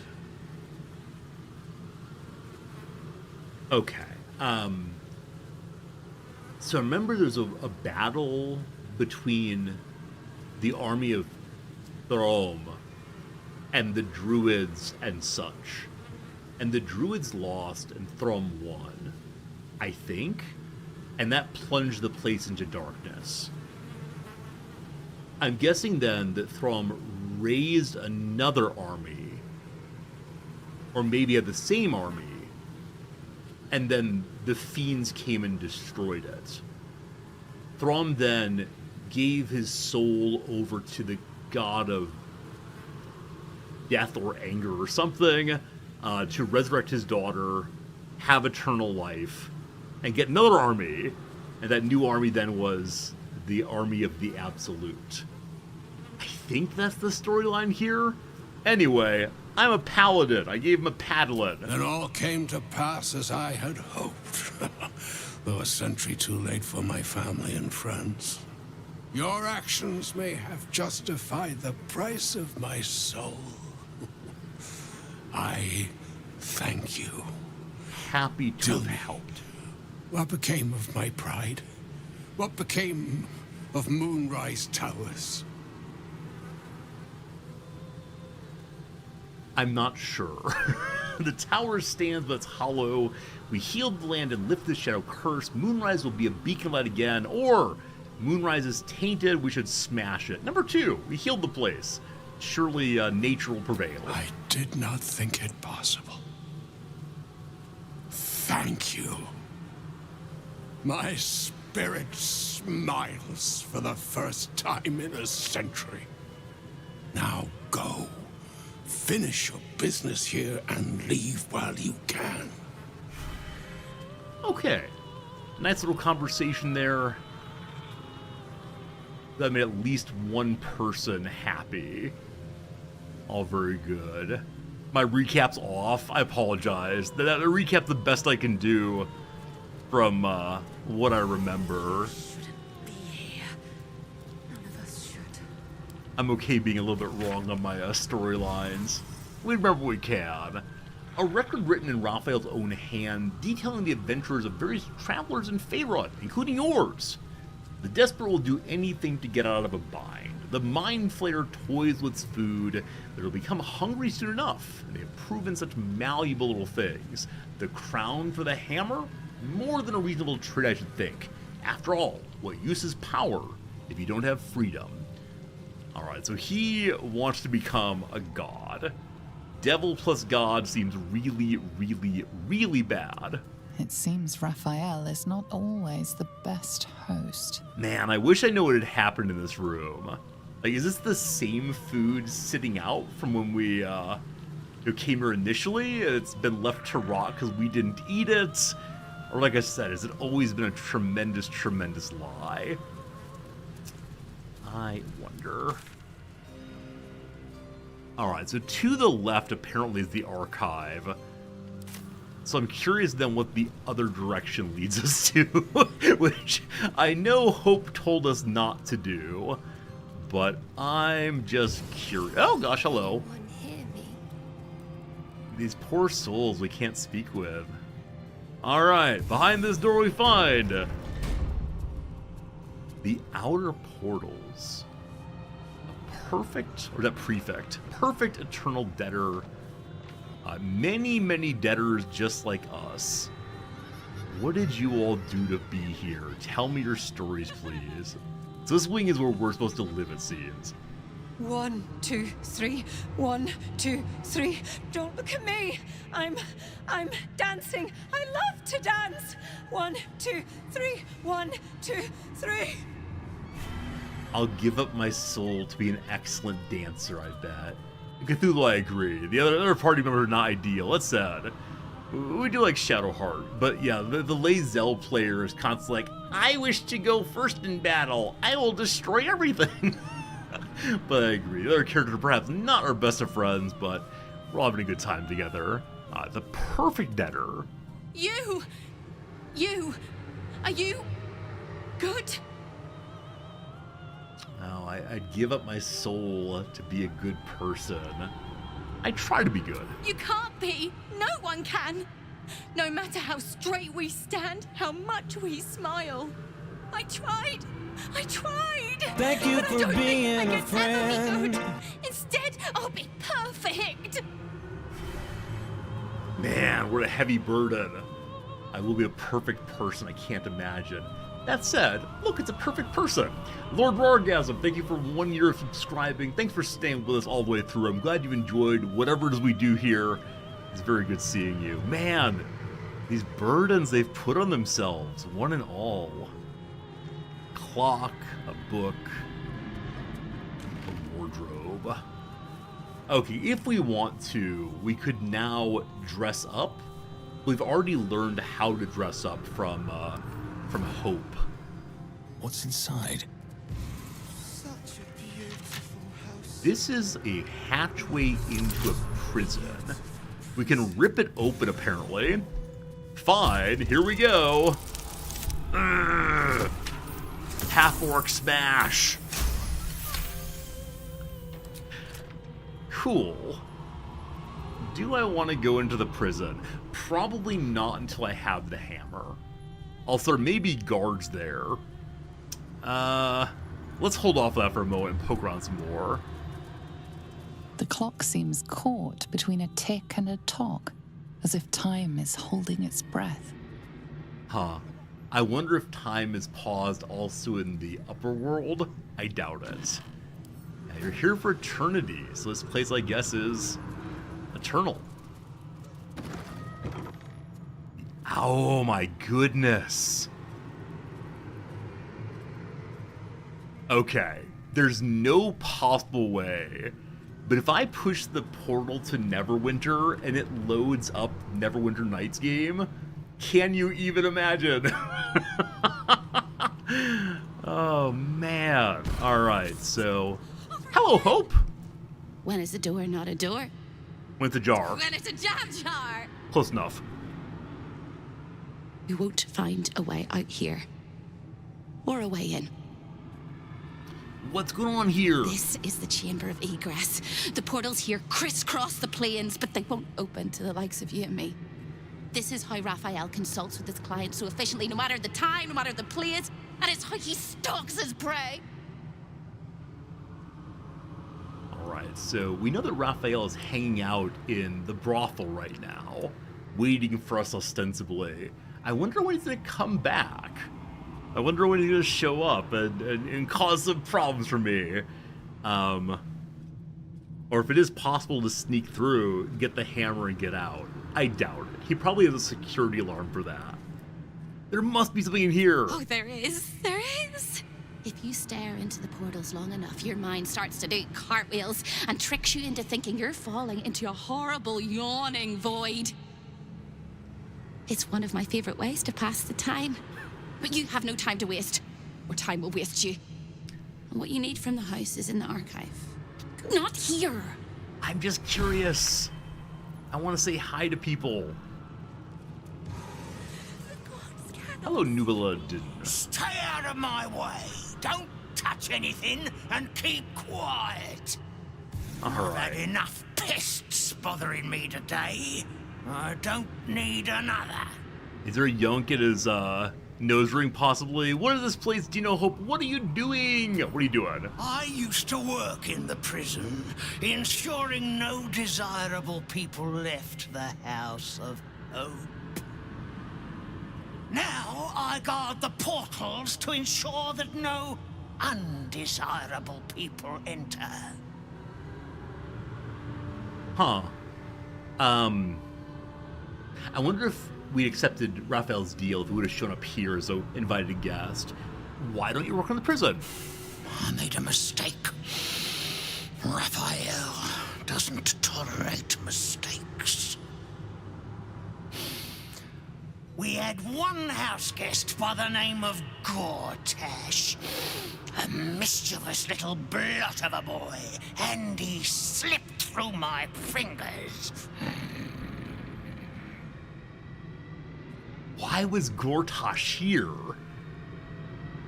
What deal did he get into? Like, did he want charisma and power, but to do so, I don't know. Gortash was here? Lord! Is that what he calls himself these days? The snivelling little shit? He was the son of a cobbler or some such meagre tradesman, sold to Raphael by his loving parents to pay off a petty debt. Lord, indeed. I used to bruise my knuckles on his whimpering little face. I'd like to have snapped his neck. Possibly evil, number one. That said, we now understand why Gortash's parents were so uncomfortable talking about him. Because they sold him into hell. I wonder what happens if you go and talk to his parents after this bit of knowledge. I wish I remembered more fully. Yeah, what the parents said, and what Gortash said about his parents. But he got out, and then made the big time. I don't know how he made it out. And wouldn't Raphael just pull him back in? Well, I killed him. Oh, you fabulous murderer! Oh, how I wish I could have seen him grovel and beg and bleed. Maybe his soul will come to us one day. Such a splendid deed deserves a splendid reward. And there's no better reward in the hells than the pleasures and pains of the flesh. No, no, no, no, no. There are few sensations that can't be indulged in Raphael's boudoir. I'm not permitted to enter, but I know a secret way inside.